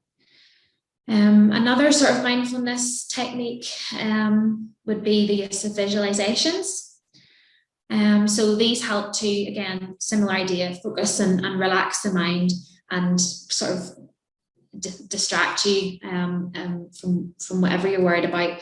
So there are apps that are available where you can listen to visualizations, either audio or visual visualizations. And again, we have a wee booklet of suggested apps in the pack of resources to give you some ideas. One free app that I know is really good and you can filter visualizations by age range it's called Smiling Mind. So it's a nice one. Or you can Google visualizations to read. So we're going to do one together now. So again, if you want to just Get comfy, close your eyes and relax. You're going to bring yourself to a calm, quiet place in your mind. Just stay here and relax for a few moments. Breathe in deeply and comfortably. Breathe out. Notice how your chest and your stomach move as you take calming deep breaths. Now you're going to imagine transporting yourself to your favourite spot on a beach. So picture yourself there now. The sun shines brightly and gently warms your skin. Now you're going to walk slowly down towards the surf until you feel the lapping of the warm waves against your toes. Dig your toes deeply into the wet sand. Feel the rhythm of the calm waves flow over the sand as it relaxes you. Notice how your breathing remains very calm, inhaling and exhaling slowly and calmly. Paying attention now, slow your breathing even further. Allow your muscles to relax. Feel the warmth of the sun melting your muscles into complete relaxation. Slowly and easily, your body relaxes more and more, releasing tension, frustration, any worries or doubts you have. Continue inhaling deeply and calmly and exhaling. Look out at the vast blue ocean. It's so big you can't even see to the other side. Anytime your mind brings up worries, you can think of how small your problems seem when we're standing next to the huge, beautiful sea. You can also take comfort in how the waves always keep going. Whether the seas are calm and easy or stormy and choppy, the waves never fail to wash up and make the shore look brand new. Your body is now relaxed. Your mind is relaxed. You can empty your mind of all worries or thoughts that have been bothering you. Just enjoy this moment you have now. Breathe in deeply and breathe out. And just take a moment to sit with that and feel nice and calm and relaxed. And now that I have you all so zen and peaceful, I'm going to pass over to my colleague Joanne, who's going to continue with some further suggestions of some calming techniques. Oh, it's very relaxing, Gillian. I think I needed that, so thank you. I'm going to share, Gillian, and hand the technology bit over to you. That's great. Okie doke. Okay. Okay. So just to continue on from where Gillian left off, I'm going to chat through a few more calming strategies. So muscle relaxation, that's a really, really good one. And a lot of times we can carry a lot of tension, in our muscles. And a lot of our young people are going to be quite stressed, and it's going to be in their muscles, and they may not even realize that their muscles are, stressed. So that's why some of the muscle relaxation techniques are good for making them aware of what their body feels like whenever it's actually stressed, and then what it feels like whenever it's relaxed. So you can do whole body progressive muscle relaxation.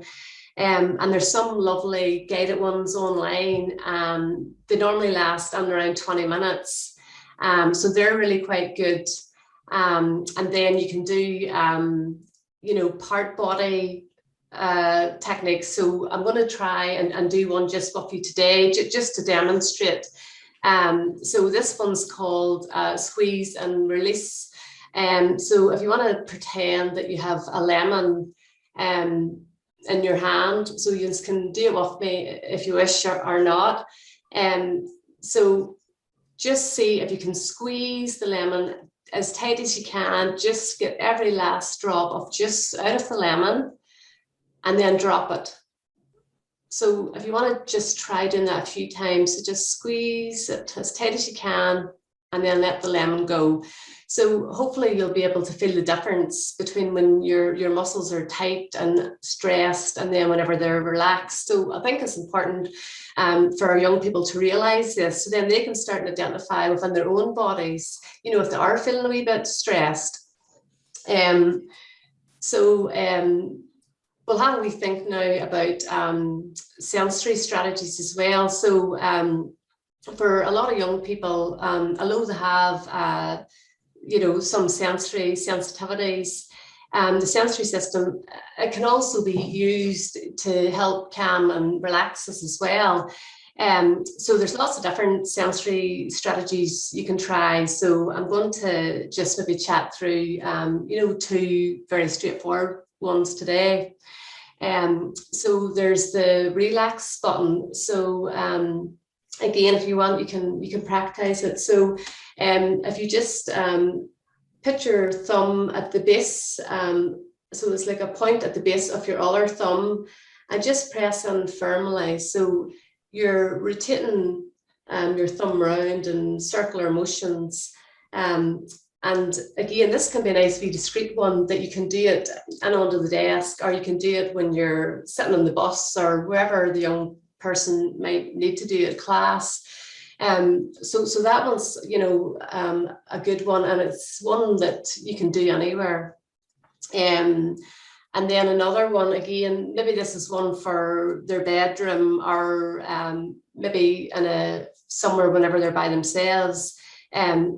Just applying firm pressure, you know, to top of their head. So if you just clasp, you know, your 2 hands together and just push down really firmly, you know, into your head, and that just gives that feeling of pressure, and that's feeding into, I suppose, 2 of your sensory systems, so your proprioception system and then your tactile system as well. So that's going to have, you know, a very calming effect on our central nervous system, and it should, you know, calm us down again.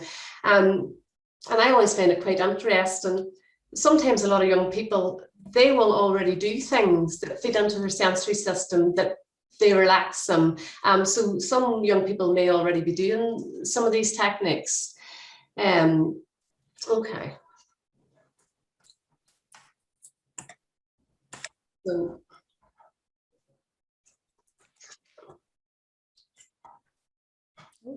oh, are we ready to move on? Okay, sorry, yeah, okay. All right, okay. So now that the toolkit's ready, so what's next? And I suppose the important thing is to practice. So it's really important that you do the calming strategies as often as you can throughout the day, and try to do them whenever your young person's feeling calm and relaxed, because then they're more likely to do them whenever they are actually feeling stressed. And I suppose whenever we're thinking about, you know, practicing, it doesn't have to be an add-on for parents, because sometimes as parents we're very busy, and you know, we don't maybe have 10 minutes to do the calming strategies, but it's about trying to build them into the day. So you could maybe try and do a breathing technique or a visualization, maybe on the way to school, or if you're going to your granny's or wherever the young person's going. So it's not like an additional thing you have to do, it's just built into the day. And then I suppose thinking about it, so quite often people wait till the young person has reached crisis point before they try to intervene. So I suppose the key is trying to use the calming toolkit as a preventative measure. So you're not waiting until the young person has reached crisis point. You're already doing the calming strategies throughout the day. So that should keep them calm and regulated, so they're never getting to that crisis point. And I think that's really important. And if the young person can get 2 or 3 that they really like, and they can do them throughout the day, it might just keep them nice and calm, that they might just not reach that threshold that they previously would have got to. And then, so I suppose it's important because young people, particularly some of our young people with ASD, they may not always realise internally how are they feeling, and they might not pick up on their no emotions building in their body until you know, maybe they've got to the absolute extreme. So I suppose as a parent, or if you're a teacher or somebody involved with a young person, it is important to you know, tune into the child. And if you know their signs and you feel they're starting to get a bit dysregulated, at that point you could step in and direct them to their calming toolkit, or maybe depending on the age of the child, maybe just giving them a gentle reminder that you know, do you want to go have some time out, or do you want to go get your toolkit? You know, so it might just be reminding them. And I suppose in terms of stressful situations, for a lot of children or young people, there's certain stressors that are going to stress them. And they're going to have triggers, and you will probably be aware of what their triggers are. And so I suppose it's important to think about situations they do find stressful, and then you could maybe get them to practice some of the calming strategies before the stressful event. So that could be maybe before an exam, or it could be maybe if they're meeting somebody new, or maybe going into a new situation. Just something, I suppose that's going to be unique to the child, but whenever you know that they're going into that stressful situation, if you encourage them to do their calming strategies or access their toolkit before they go on, that should really help. And I suppose then if the young person sees that, you know, they're helping, they're more likely to want to do them as well.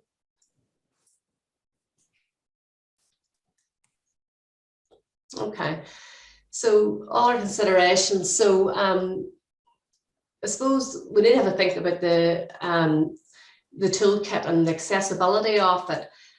So if you're using a physical container, you're going to have to think, where's the best place to put that so the child knows where it's at, but they have easy access to it as well. So that's going to be different for every child. It's some children might like to have it in their room, others might like it in the living room, or some people might like it maybe at the back door. And you know, it's really individual to the child. I suppose another good place, and quite often we would encourage parents, maybe to have one in the car, because the car, I suppose, particularly if they're going somewhere that they don't want to go to, if they have one in the car, it can be useful because then they can get nice and regulated before they go to the situation. Okay, and then so thinking then about having multiple toolkits. So I suppose it's beneficial to have several in different areas, and you can think about having one in school as well. And I suppose things are a bit more complicated at the minute with COVID, because I know a lot of schools, don't want things coming in and out. But I suppose you could maybe think about if the child had a calming toolkit, could they leave it in their desk? No one could stay there, and then they have a separate one for home. And then the other thing then is, I suppose, that key people are involved with the calming toolkit and they're aware of it. So if young people do want to the calming toolkit, say in their mobile, if they do have a break card and they can leave the classroom, I suppose it's good that the teacher's aware that they have, maybe one of their calming strategies in the phone, or it could be an app, that they're allowed to take the phone with them. So it's just important that everybody's aware and that communication's there, that the key people know about the toolkit and the child can always access it when they did.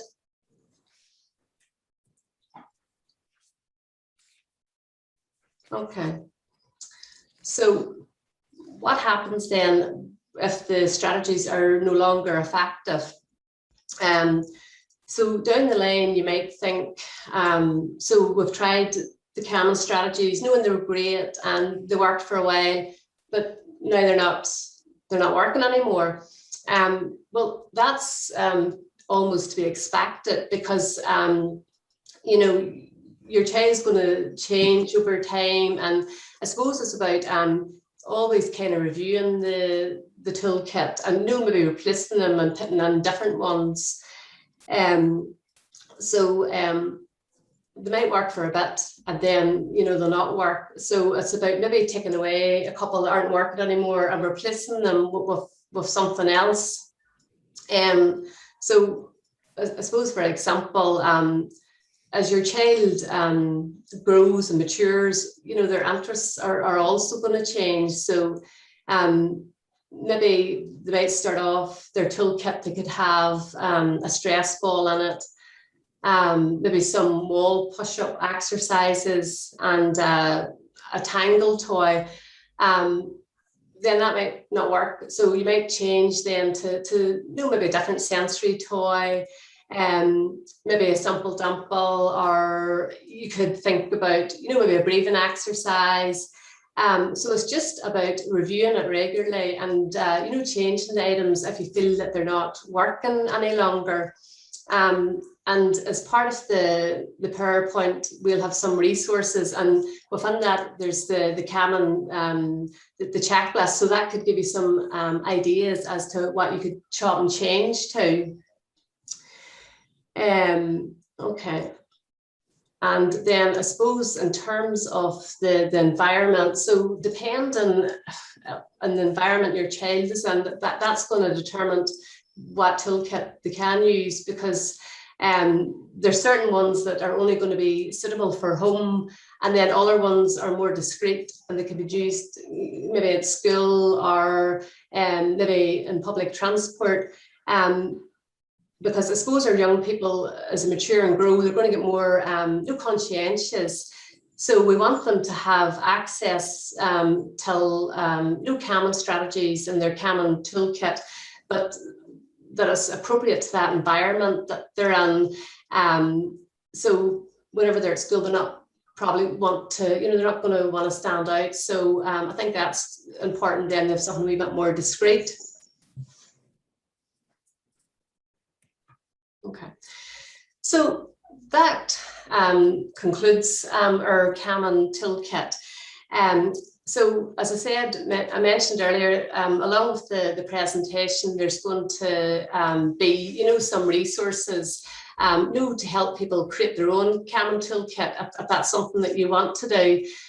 So in the pack, there'll be an information leaflet on creating a common toolkit, and then there's going to be a leaflet on, you know, just different suggestions and common strategies, the checklist that we mentioned, and then there'll be a wee booklet on different anxiety apps, and that can work quite well sometimes with teenagers. And then there's also going to be a link to emotional regulation podcast,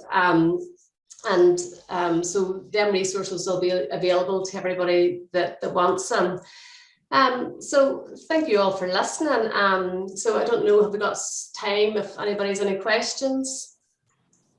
If you want to close down your presentation, you'll be able to see the chat, and if anybody's put anything in. Okay. I think if anybody has any questions, do you know what? I thought that was really good. I'm very glad I have my camera off, to be honest, but very good. Thank you. Thank you. I just want to point out too that there seems to be a whole theme going on in my world today, the whole squeezing lemons. One of the team arrived in with these this morning, so I don't know if you can see these. They bought me socks that have lemons on them. Yep. I'm beginning to worry that they're trying to tell me something, that I'm a lemon. But, you know what, that was really useful, and I think it's really good that parents, professionals, teachers, whoever, have something really useful that they can use to diffuse anxiety, you know, and I think that's really useful. So look, Gillian and Joanne, that was really good. And if anybody's any questions, no. And I, again, as you've said, all the information will be posted with all the rest of that, and you're going to have some information sheets there as well. So that's really, really good. Here we are. The question: can you suggest how to get an 18-year-old female late diagnosed with ASD to engage in emotional regulation strategies and use props? Okay. Okay. I suppose what I'm thinking of, first of all, I'm wondering, so as an 18-year-old, you know, I'm wondering, is she aware? So I'm assuming this is a parent. So I'm wondering, obviously, you see, you know, there's a need for that emotional regulation, but I'm wondering, does a young person, because unfortunately, it's very difficult to get people not engaged in anything if they don't see that there's an issue. But there certainly is, there's lots of resources online that, you know, on emotional regulation, but I'm just wondering if they feel that there's a need to change or to emotionally regulate. Yeah, so it very much depends on the motivation of the individual. Yes, like you can... If they don't see there's an issue there, then it's not going to happen. Yeah, like as a parent, you can present the information, you can help them, you can encourage them. I suppose the other thing you could try is, you know, maybe promote emotional literacy at home. So maybe discuss feelings at home, not just how you're feeling, and just maybe that could be a way of, you know, getting it done in an informal way.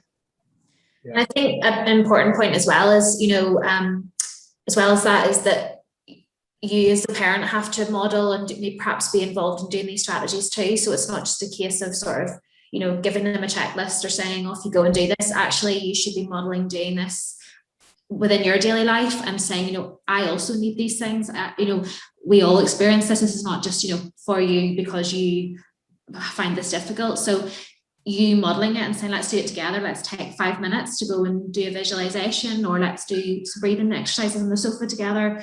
So that's helpful as well as getting those motivators and knowing what they like. Also, you being actively involved in doing it and making it a shared sort of responsibility that you both have to, you know, working on your emotional well-being. So. Up there, what about as a professional? So I think the same applies. So if you're kind of using those techniques even publicly, you know, I like the one at the thumb. Yeah. You know, those type of things become very natural and can be done in public. They're not something to be embarrassed about. So I think as a professional as well, you're kind of teaching everybody how to. Mm-hmm. Yeah. Yeah, I just see the question about the 12-year-old boy, any help with being worried. Joanne just mentioned, but it probably would be useful if parents, I don't know if anyone's seen on Facebook that the Pediatric ASD Service, we developed a series of podcasts, and the one that Joanne referred to was our emotional regulation podcast. So it's called Why Does My Child Go From 0 to 100? And that's, you know, with regards to any emotions. So I would probably say to Tracy, just I know about the, you know, time limits we're on at the minute.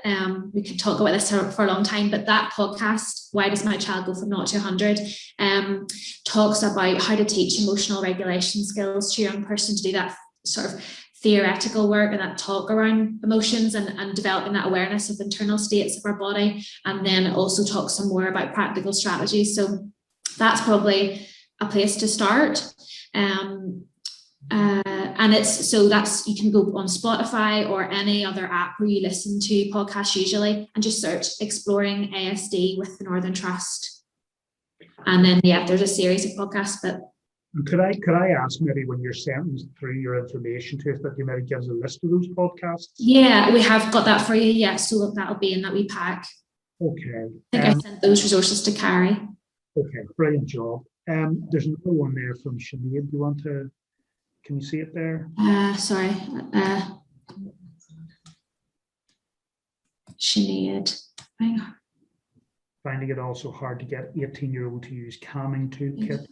It just seems to go from 0 to 100. That's, I suppose, why it's so important what Joanne said about making this be part of daily life. So don't just wait until the young person is dysregulated to say, okay, you need some regulation strategies, let's do it. that's not the time to introduce things. So when Joanne talked about, you need to make this part of daily life and build that in, if they have a schedule, put the, relaxation time or chill time, whatever they want to call it, into your schedule, and you engage in that, perhaps multiple times a day, even if they seem okay, because then those times, whenever he goes from, as you say, 0 to 100 quite quickly, then you're not introducing new things, and that's not the time to introduce something new. So for Sinead, I would probably say, that work would have to be done preventatively. If you have a young person who tends to be dysregulated quite often throughout the day, or be very over responsive to stress, that you would just have to probably make more of a conscious effort throughout the day to do that.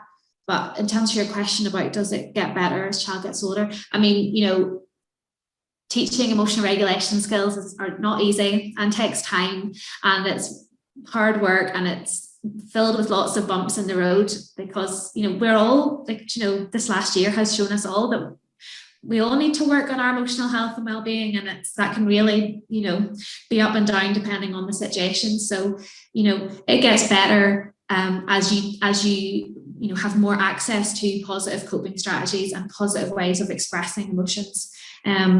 So I would really recommend our podcast. I'm just aware of time, but it really is really informative. And if you don't mind listening to my voice, it's actually me. So that will be helpful, I think, as a starting point to sort of take you back those steps about, even before, setting aside practical strategies. How do I teach emotions? How do I teach them to learn about when they're dysregulated and what it feels to be regulated? So yeah, that would be please give you more time as well. Yeah, I'm conscious of time too, but just Jackie has come in there. Could this not be introduced in the schools? And I think, it probably could be introduced, just as you've said there, it becomes normal everyday life into the schedule, that sort of stuff. So yeah, that's something to talk about with your teacher, with secondary schools, maybe the SENCO, that how this can be facilitated. And useful for all the class. I mean, we do this in other areas. A child has a learning issue, that the whole class participate in that type of thing. So it's not, it shouldn't be out of the room, really. So look, Joanne, Gillian, thank you so much. That's really appreciated. Thank you. Well done. And all you've made me think about is lemons and gin. Thanks for that. And again, as if by magic, the feedback link has appeared there. Carrie has up that. So, okay, moving on then. How often have we said when we've been asked how you are? Sure, I'm grand. But are we grand? Are we really taking time to invest in our own self-care? And as I've said, if you aren't looking after yourself, then you can't honestly look after anyone else. So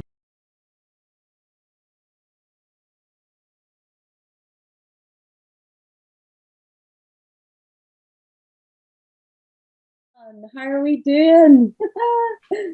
Are we hanging in there? It's been a big day for us all, a long day for us all.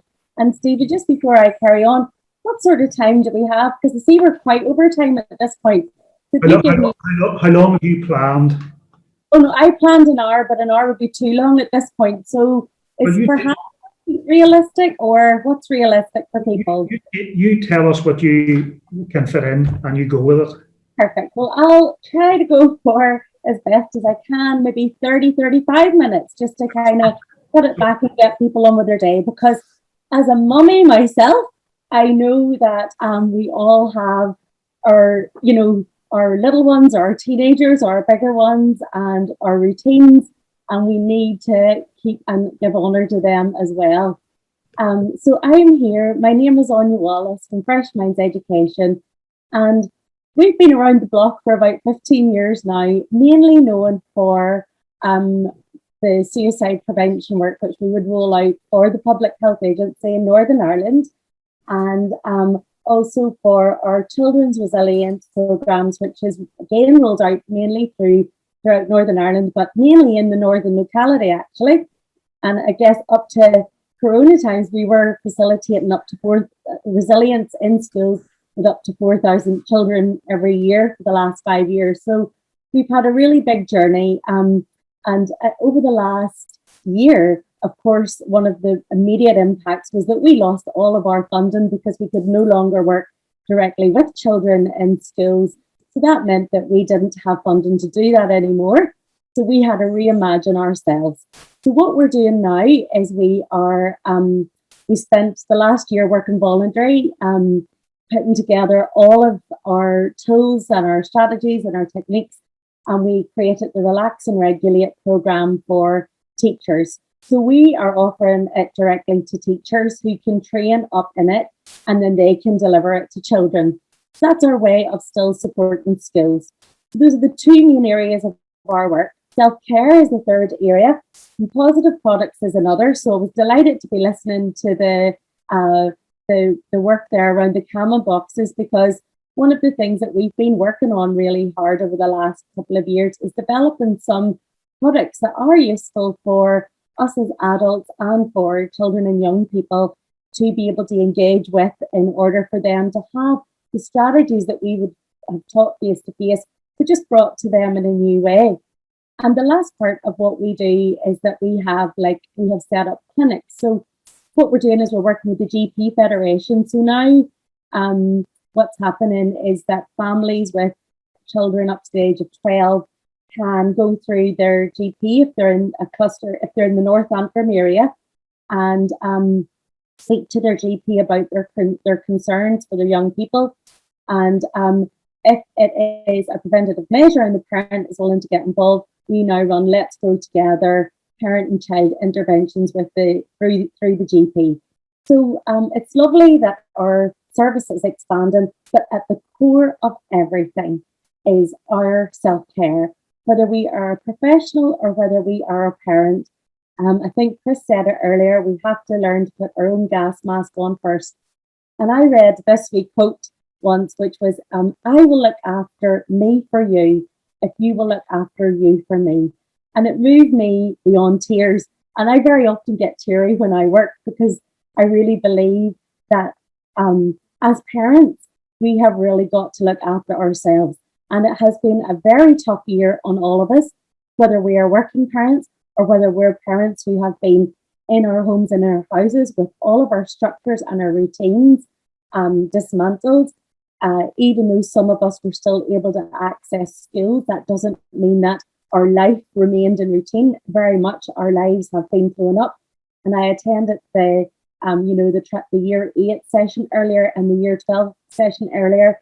And I guess one of the biggest things that I've learned is how much work parents have to do to be advocates for their young people, right the way through, there's a session on year 8, a session on year 12, a session on university, and then a session on employment. So some of us are advocates for our children for their lifetime, and it's huge work. And, there are no breaks, there are no days off when we're a parent. We're in this for every day. So I just think, with all of the services that's out there, we've got to be strong, because we're the advocates that will access services for our young people. We will model the well-being that the ladies were talking about earlier. We are so important in all of this, and we've got to keep ourselves well.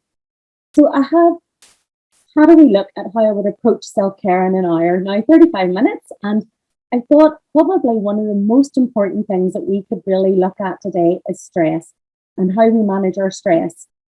And what I would like to do to start is I would like us just to take, it's 8 minutes long, so it's long enough, but I would like us to take 8 minutes to watch a film that, in my view, really explains the biology of stress. So what it is that's really happening in our bodies. Because until we can get really specific as to what it is that we're trying to work with or we're trying to alleviate, we could be using strategies that are of no benefit to us. And today I would like to really just look at how do we manage stress in the name of our self-care. So if I have now got permission to share screen, I don't know if I have it yet, but Stephen, you can keep me right and let me know when that's happened. I don't know if Stephen's there even. Oh, yeah, got it. Okay, so I'm just going to press play.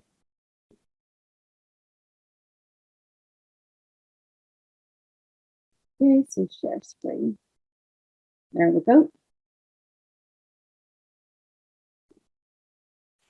There we go.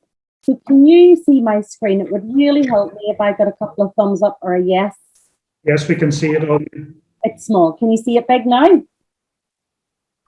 Yes. Perfect.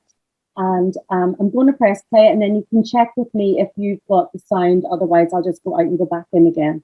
Okay. Sound. Did you get sound, Stephen? Sound, yes. Perfect. We're off.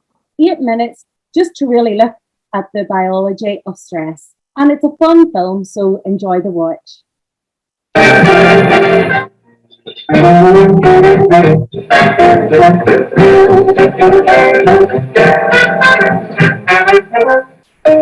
modern concept of well-balanced health may be visualized as an equilateral triangle composed of a physical side, a mental side, and a social side, each of equal importance.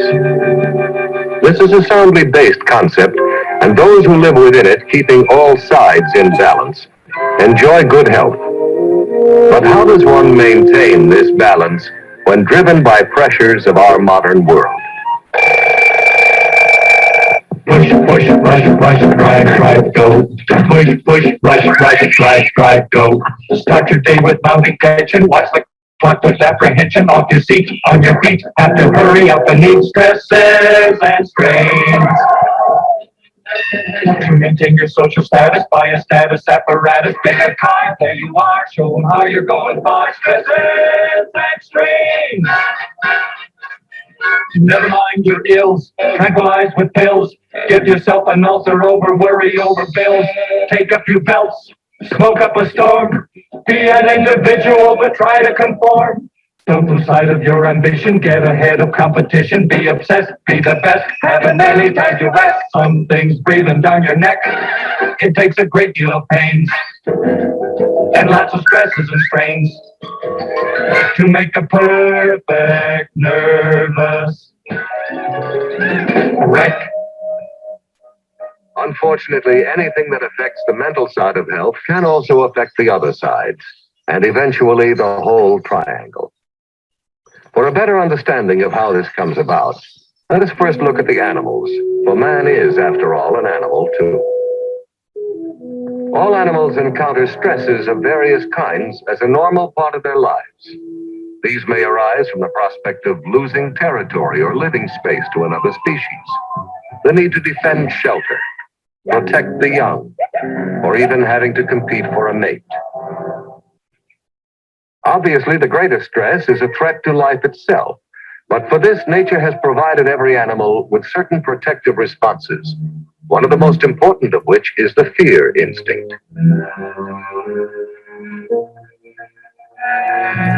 Here's how it works. The moment an animal recognizes danger, the fear instinct instantly calls up every resource of its body, preparing it to act in one of two ways to assure survival.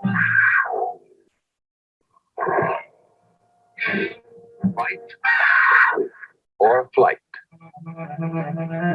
In either case, action is taken and surplus energy is used up. When the danger has passed, the animal settles back to normal, quite as if nothing had happened. The fear instinct has done its job, and there are no harmful after effects.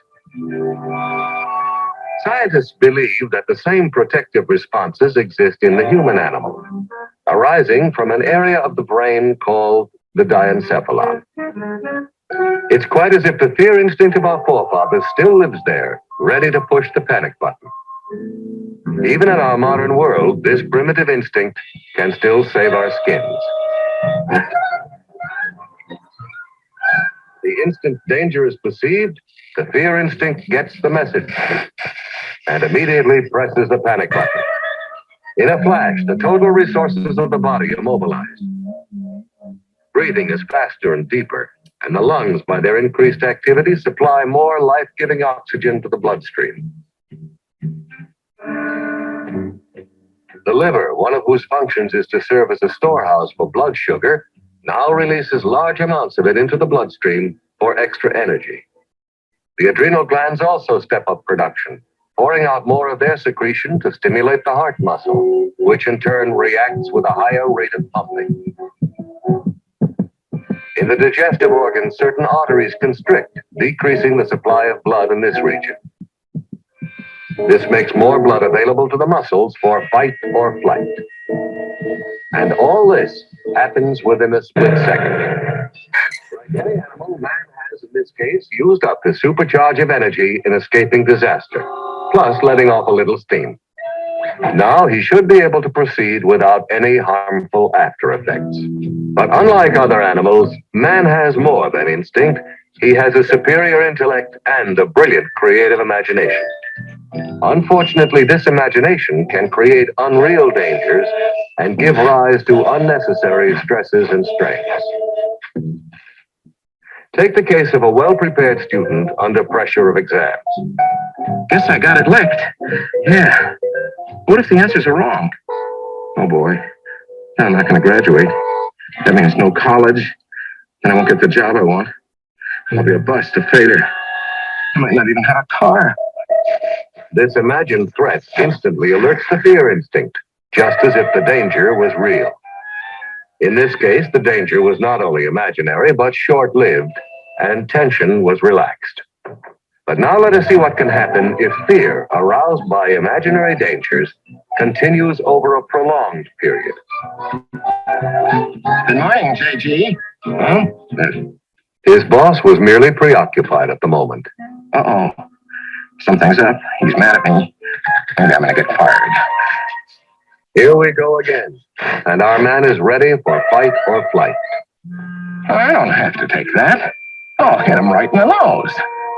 Wait a minute. I can't do that. He's my boss. I really would get fired.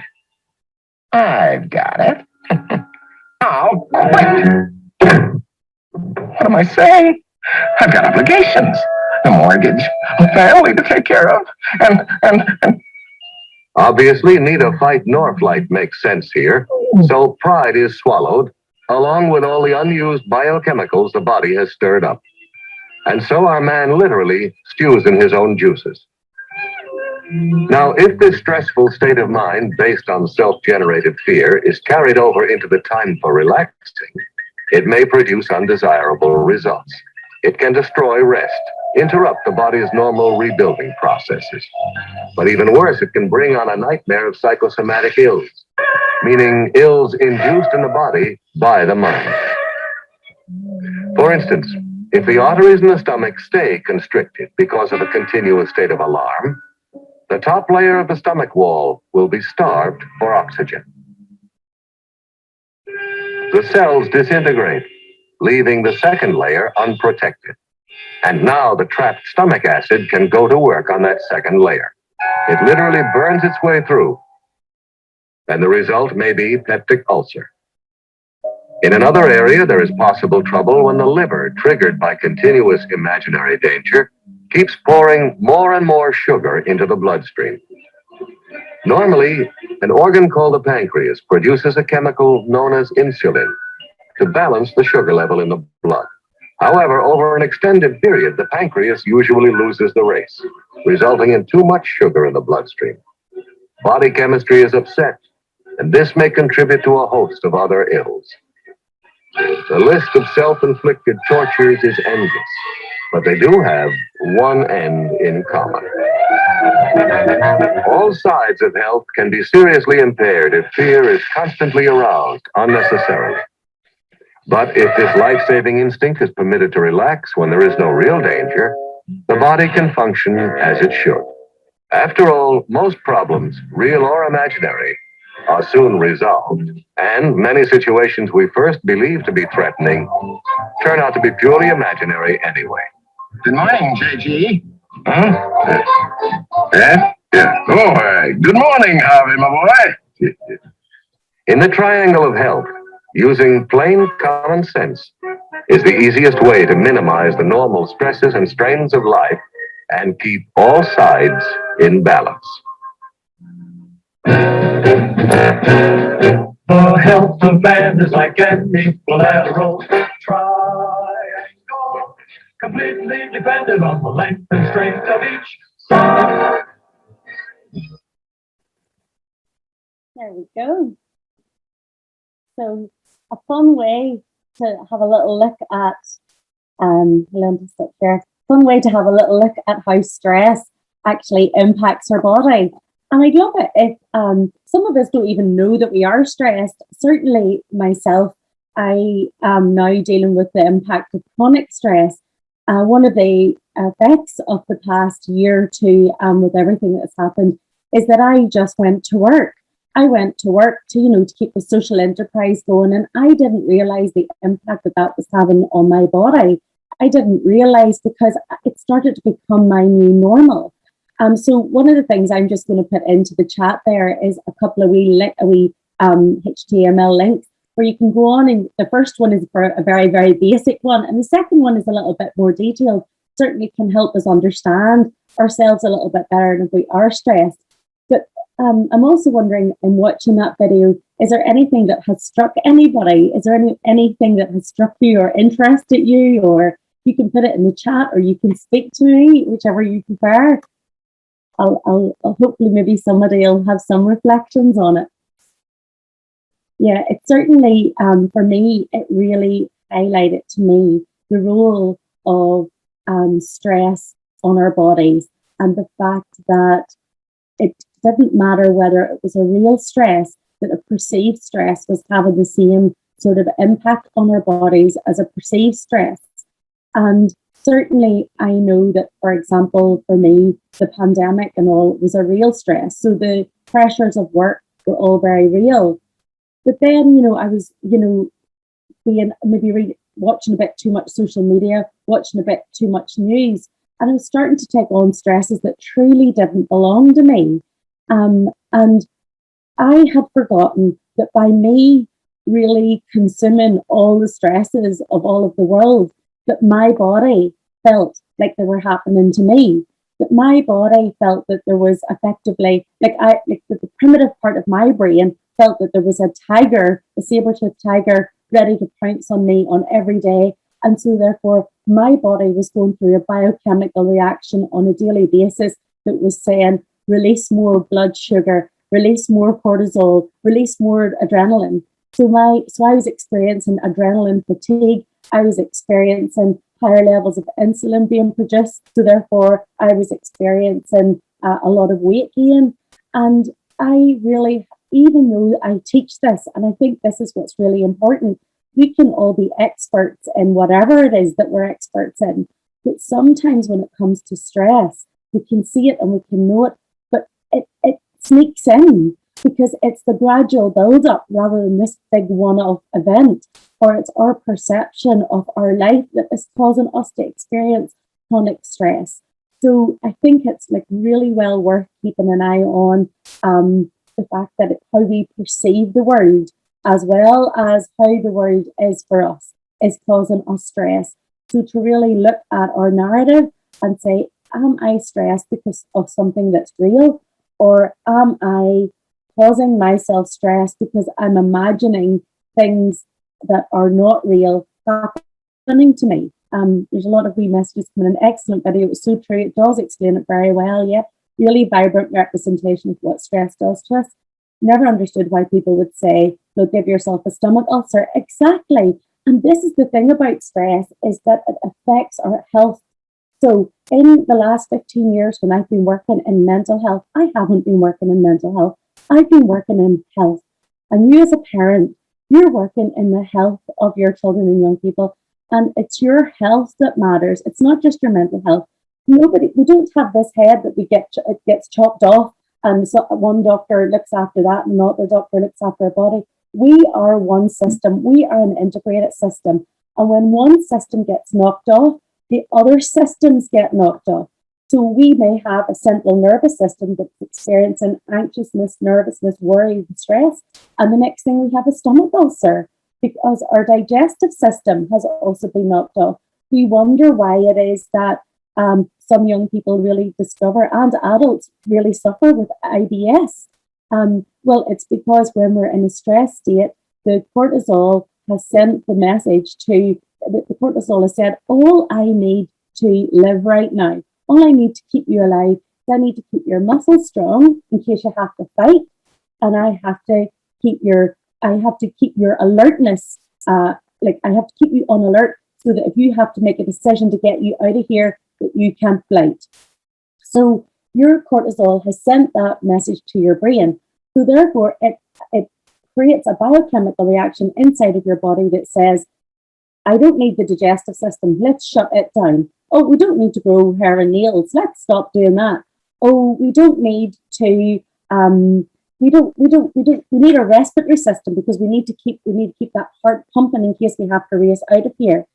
And what happens is that really, we then get surprised if we have to run to the toilet regularly, if we lose control of our lower muscles or our mid muscles, if we have diarrhea or if we've got, constipation.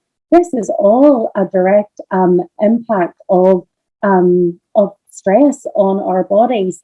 So I think that us recognizing that our bodies are an integrated system, and anything that's happening to us in one of our systems is also having a knock-on effect for us in the other systems, is really important when we look at our whole picture of health and well-being, that we see it as all as the one. In terms of the cortisol that's released, this is the one area of stress that I believe that we can do a whole lot about. In terms of cortisol, it affects our, it gives us cravings for sugar, because in the long term, cortisol will want us to break down the blood sugars that we have. That will lead us to having feelings of depletion, and then the perceived need for more energy. So we will want to crave more sugar. We'll want sugar at lunchtimes. We'll want sugar at after dinner in the evening, mid-morning as well. That is our body saying to us, we need more sugar, because the body perceives that we need more energy because of the cortisol releasing the blood sugars into or breaking down the blood sugars in our bodies. Cortisol is involved in our salt metabolism as well, so therefore we'll crave crisps, we'll crave pizzas, we'll crave chicken goujons, anything salty, processed meats, processed foods. We'll crave all of that as well, and a lot of our fats will crave that as well. The spike of cortisol as well, a daily spike of cortisol, a spike of cortisol causes sleep deprivation, because cortisol, we need cortisol obviously every day in our bodies, and it has a lovely rhythm in our bodies. So we need our cortisol to drop gently as the day progresses, so that when we get to nighttime, we've got lower cortisol in our bodies. But if we're stressed, we will actually have quite high levels of cortisol in our bodies, and then we will wonder why it is that we can't sleep. So it's really kind of like getting in the way of our circadian rhythms as well. I've already talked about like weight gain in terms of myself, but that may go for other people as well. If we have cortisol, we have high blood sugar, which equals high insulin, which equals the store of energy as fat, and as opposed to a release of energy. So the cortisol is sending the messages through our body that's saying, hold on to that energy, because you might need it, because there's a fight on its way or there's a flight on its way. So hold on to it rather than releasing it. And equally, if your digestive system is not working because the cortisol has sent the message to say curb all non-essential systems in the body right now, then you will find that you could feel really sick, and you can start going off your food, and you can find it very difficult to eat, and therefore you can experience weight loss as well. High blood pressure can be an impact. It's an immune suppressant, which is a serious problem, because if our immune system's not working, then we're not able to fight the usual like viruses and bacteria that are out there. God forbid there was a virus to fight at the minute. In terms of our inflammatory system, it really causes inflammation in the body, and that might be swollen joints, pains, wrists, ankles, things like that. Our adrenals become exhausted, and when our adrenals become exhausted because they're working so hard, because they're pumping cortisol all the time, because they're permanently feeling stressed because of our perception of our reality, then we get exhausted, and we become tired and wired. We experience palpitations, headaches, migraines. And this isn't a place where any of us want to be. It's hard enough to get through the day, and we deserve better. This isn't the way that we want to live our life. And the great news is that in all of this, there's things that we can do. We can do things to reduce cortisol within our bodies, to reduce adrenaline, to get more into the parasympathetic nervous system. Whilst we need to be in the sympathetic as well at times, but we're in it all of the time, and we're not resting and digesting and restoring our cells and restoring our muscles and restoring our nervous system, restoring all of our systems, restoring our respiratory system. We need to restore all of those in order for wellness and health to return, and to get up for another day to give it a go. There's a few people have written in here, I cannot lose weight, yet don't abuse food, and I'm always on the go.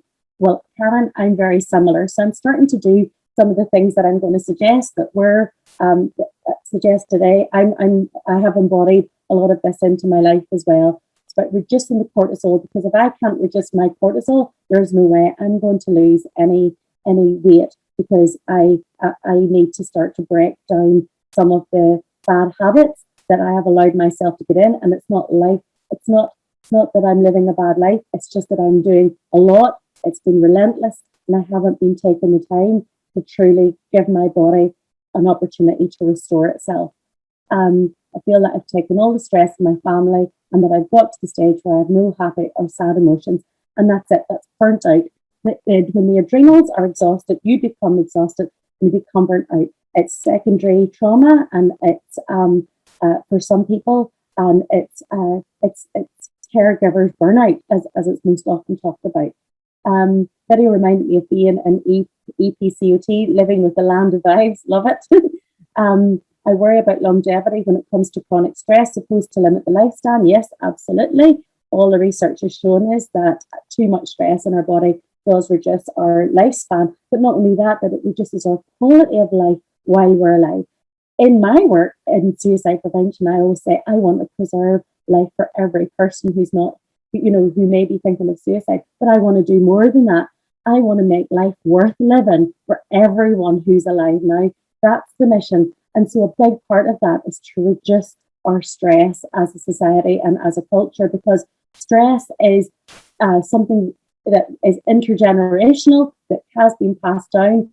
In Northern Ireland, we definitely are more vulnerable to it as a result of the troubles, but we can break these cycles. We can take back our life source, and we can create a new future for ourselves now and for the generations to come. So in terms of how we do that, so here at Fresh Minds Education, and here in my home and in my family, everything is based upon the Amber approach. So we anchor, move, breathe, express, and relax. So a lot of the things have been covered by the previous speakers today, the calming blocks perhaps, and also by Chris. What we do though is we recognize ourselves as anchors of other people first. So if you were an anchor, imagine an anchor on a boat out at sea. What would be the qualities of a really good anchor, a strong anchor that's going to keep a boat very safe out at sea? What would be the qualities of an anchor? So you can use the chat if you want to put something in there.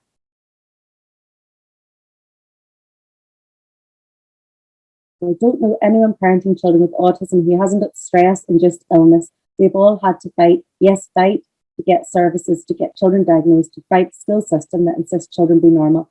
A hole burned in my stomach. Yeah, I hear you, Francis. So Stephen would want the anchor to be stable, hooked into something. So stability. This is brilliant. So we want our anchors to be stable, and we want them to be hooked into something. And that's because the anchor's going to hold that boat. I've heard so many metaphors about boats out at sea during the last pandemic, but really we are all different boats or whatever in all different seas, or the same sea, however it is we look at it. But we want to be strong. We want to have a chain attached to us so that we don't drift off out into a storm that we can't handle. We don't want any weak links, or we don't want to be the weakest link either in that chain. We want to be stable, and we want to be hooked onto something. So that's what we need as parents. We need all of those things for ourselves in order for us to be able to gift them forward. the greatest gift that we'll ever give our children is in how they see us look after ourselves, because it's through how they see us looking after ourselves that they learn how to look after themselves. And we cannot sacrifice ourselves for them, even though I know that we do sacrifice a lot of ourselves, but we want to do that because we're their parents, and plus we see the vulnerability in our children and we are their voice and their advocate. But the best teaching that we will ever give them is not what we tell them to do, it's how we show them how to be. And if we can, show them, if we can make ourselves more stable, more strong, if we hook ourselves onto something, we are teaching them, we are modeling how they are going to be as adults, and they will be taken in way more than you ever imagine. And it doesn't ever come out in the short term, but it always shows itself in the longer term. Not the Titanic boat, though. No, none of us want to be the Titanic, but there's plenty of icebergs out there, metaphorically speaking, for us all. And what we really want to do is we don't want to put a strong hook onto our young people that they don't have freedom to go out into the world and to express and be themselves, but we want to be a strong anchor for them. And we want them to feel and know that we are there, but we want them to have the freedom to make mistakes, to learn, to find their way, to live their journey. And we need to trust also that they will be okay and that they have the resilience and the coping to keep showing up regardless of how difficult today was. So I just have a very basic little thing that I use every day, and it's called our Fresh Start Pad. And it's so basic, but I would really, really highly recommend it. So I'm just going to share my screen because I have it up here on the screen along with different things. So let me pull it over. I think you can see it now. So this is our Fresh Start Pad. And every day I just basically have this pad for anybody who can see it. So like every single day, it's the same page. And I'm saying that every day, as a mother, as a woman, as a professional, I deserve the opportunity to have a fresh start. I cannot do anything about yesterday. I really can't. It is gone. And if I hold on to yesterday, it will wear me down. Tomorrow, I don't know anything about. I have my worries. Will I be here for my children tomorrow? Tomorrow is to certain degrees out of my control. But I have today, and that is my present, is to just be in the present with me today. So I will listen every morning, and it just, you don't need this fancy pad, by the way, and it's not that fancy, it's just very pretty. I like pretty things, that helps me feel good.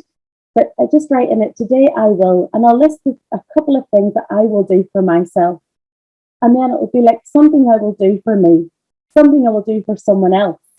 And today I will let go of because it belongs to the past. And that very act of writing that out really, really helps me. And then I decide for myself, well, I'm going to anchor. How am I going to steady myself? How am I going to feel my feet on the ground today? And you probably see I'm surrounded by different little things. Like I've trained in aromatherapy simply because my body really responds to it. Your body may be different. But I know I have my wee candle, my aromatherapy candles here.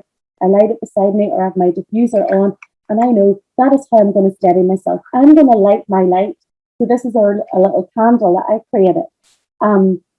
It's called Light Up with Amber, Candle of Connection. But I light up this light.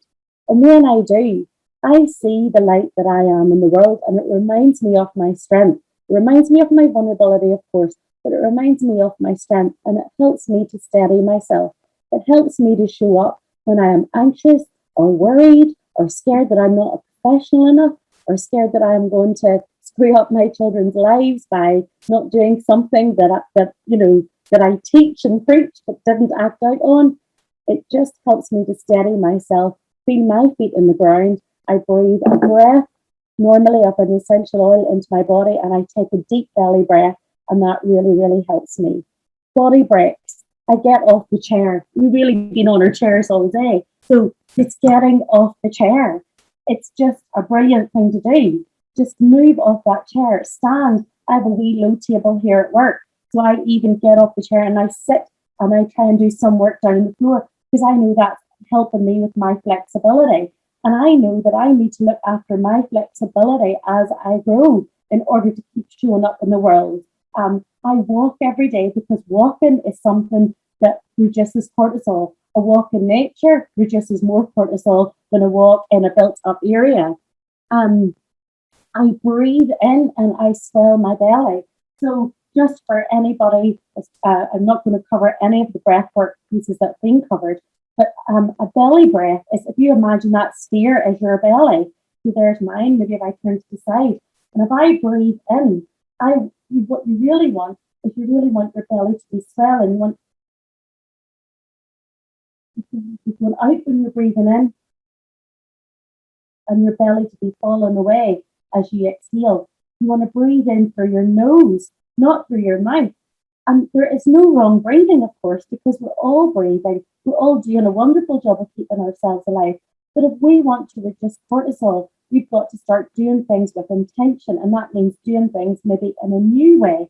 And it may be uncomfortable at first, but once you get used to it, you have your breath in your belly every single day to draw on. So you just breathe in. And as you breathe in, you're swelling your belly. And you're breathing out again and letting it go. Breathing in and swelling your belly. And breathing out and letting it go. And this sort of breathing is called diaphragmic breathing.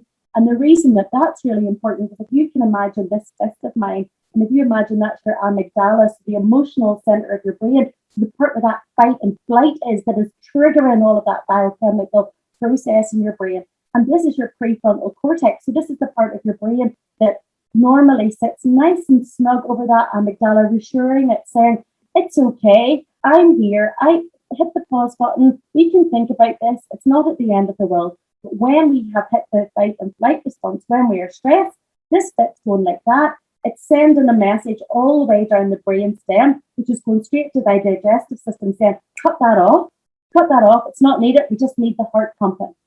But when we take that deep diaphragmic breath, the breath goes right down through our spine. It comes right out to here into our vagal nervous system, so into our vagal bone, so it hits there. And when we take that breath in, and the belly swells, the diaphragm triggers the vagal system, the vagal nerve, and the vagal nerve says, oh, I've just been triggered. That means we've just had a deep belly breath. Therefore, we mustn't be in fight and flight anymore. Therefore, I must actually be safe. And the amygdala and the prefrontal cortex is able to go down through the amygdala again and give it a hug, or we would call it a brain hug. Gives the amygdala a brain hug and reassures the amygdala, and everything can click off, and off we go into a more restorative state where rest is possible, where digest is possible, where restoration is possible, where our cells can restore and repair themselves after being in that very triggered fight and flight and stress mode. So I'm flying through this. Obviously, there's loads more detail to all of this, but you know, amber is easy. Steady yourself. How are you going to steady yourself? I steady myself in the morning. Believe it or not, I have started drinking a glass of celery juice in the morning. Sounds random, but celery is one of those foods that reduces cortisol. And I'm not doing it because I'm some sort of strange person or fitness freak. I am doing it because I care about my life. I want to be here, and I know I need to anchor myself every day. So I'm using food to anchor to, water to anchor to, my essential oils to anchor to, and I've reached out and I have spoken with my GP, and I'm also getting some therapeutic help. That is how I am anchoring to myself. And I'm a professional, and I'm also a mother, and I am doing this for myself because I am worth it, because I have to look after me in order for me to be able to show up to look after all of the people that I show up for as well. I move my body. I try to stand where I can, and I go for my daily walk. I kneel down by my table so that I can get flexibility into my legs, so that I'm not always sitting in this chair. I think chairs we're going to find are more toxic than some other things that we've been worried about. We need to really get off our chairs and our desks. I breathe into my belly so that I can talk to my vagus nerve, so that I can remind my brain that I am safe. Because when I am safe, I can do this next step, which is to express myself. And expressing myself is about emoting my emotions. And again, I have various little wee things that I use. I write things out. I have a little care pad in my diary. I'd love to run over and get it. And it just has, every page says, get it out. And it's whatever I have to get out. I just get it out into that page. And then I can rip my page out and I can either put it in the bin or put it in my diary if it's needed. You know, if it's a list, it can go into my diary. Or if it's just something, a negative thought, I can get it out and I can crumple it up and put it in the bin and let it go, because it's not serving me. Because those thoughts, that preoccupation, that mind going round and round and round, that negative thinking, that is just keeping cortisol running through my body, which I know is going to not be good for my health. So expressing myself is really important, however you do that. Some people bake, some people pray. I think in this little sheet it says, draw it, write it, play it, pray it, dance it, move it out, however you do it. And then rest. Then we're ready to rest. And we're so often in our lives, people tell us to just relax. Oh, you should just relax for 10 minutes. And here's the thing. No one ever told anyone that you can't just relax. You have to anchor first. You have to attune to yourself. You have to move your body to get rid of excess energy that's floating around, or move stuck energy that has nowhere to go. You have to breathe into your body to reach your to engage your parasympathetic system. You have to emote how it is that you're feeling, or you have to do that, all of that before your body is in the right state for rest. It isn't a case of just relaxing. You've got to get yourself into the right state for relaxing, in the same way that we ask children to go through the Amber approach to get themselves into the right state for learning. You can't do anything unless you're in the right state. One of my most favourite quotes of all time is that we've got to gain access to hearts, win hearts to gain access to minds. So we don't get to learn unless we are engaged person to person. So you can't learn unless your heart's in it. And your heart won't be in it if my heart's not in it. And your heart will know that my heart's not in it because your brain is reading my brain. You don't have to cognitively know. At an unconscious level, your mirror neurons are reading my mirror neurons. So your heart knows if my heart's in it. And if I can't bring your heart, I won't gain any access to your mind for you to learn. And this goes from parent to child to parent, teacher to child. This is for everybody. And so really today, I hope that what I've given you an idea of is, like, if you do nothing more, that you understand the role that stress is playing in your body, and that you know that, look, it's little steps every day rather than big majestic steps. It's how am I anchoring today? How am I moving today? How am I breathing 2 minutes, conscious breathing twice a day? How am I expressing myself and my needs? And how am I embodying rest into my day? Because until I embody that rest into my day, my cells and my muscles and my central nervous system and my mental health and my physical health doesn't have the chance that I would like to give it. So I hope that it's been useful. I'm going to stop share there. I hope that it's been useful. And if you have any questions, I'm happy to answer them. I think I'll stop there because I've gone to my 35 minutes. And I really appreciate being asked to come along today and just bring in a little bit of our Amber approach into your home. I have to say, your energy is infectious. I could listen to you all afternoon, to be honest. And I think you're an anchor for everybody, but amazing the sort of connectivity of the body. And just so important that we look after ourselves. And I love that phrase, not sacrifice ourselves. So absolutely brilliant.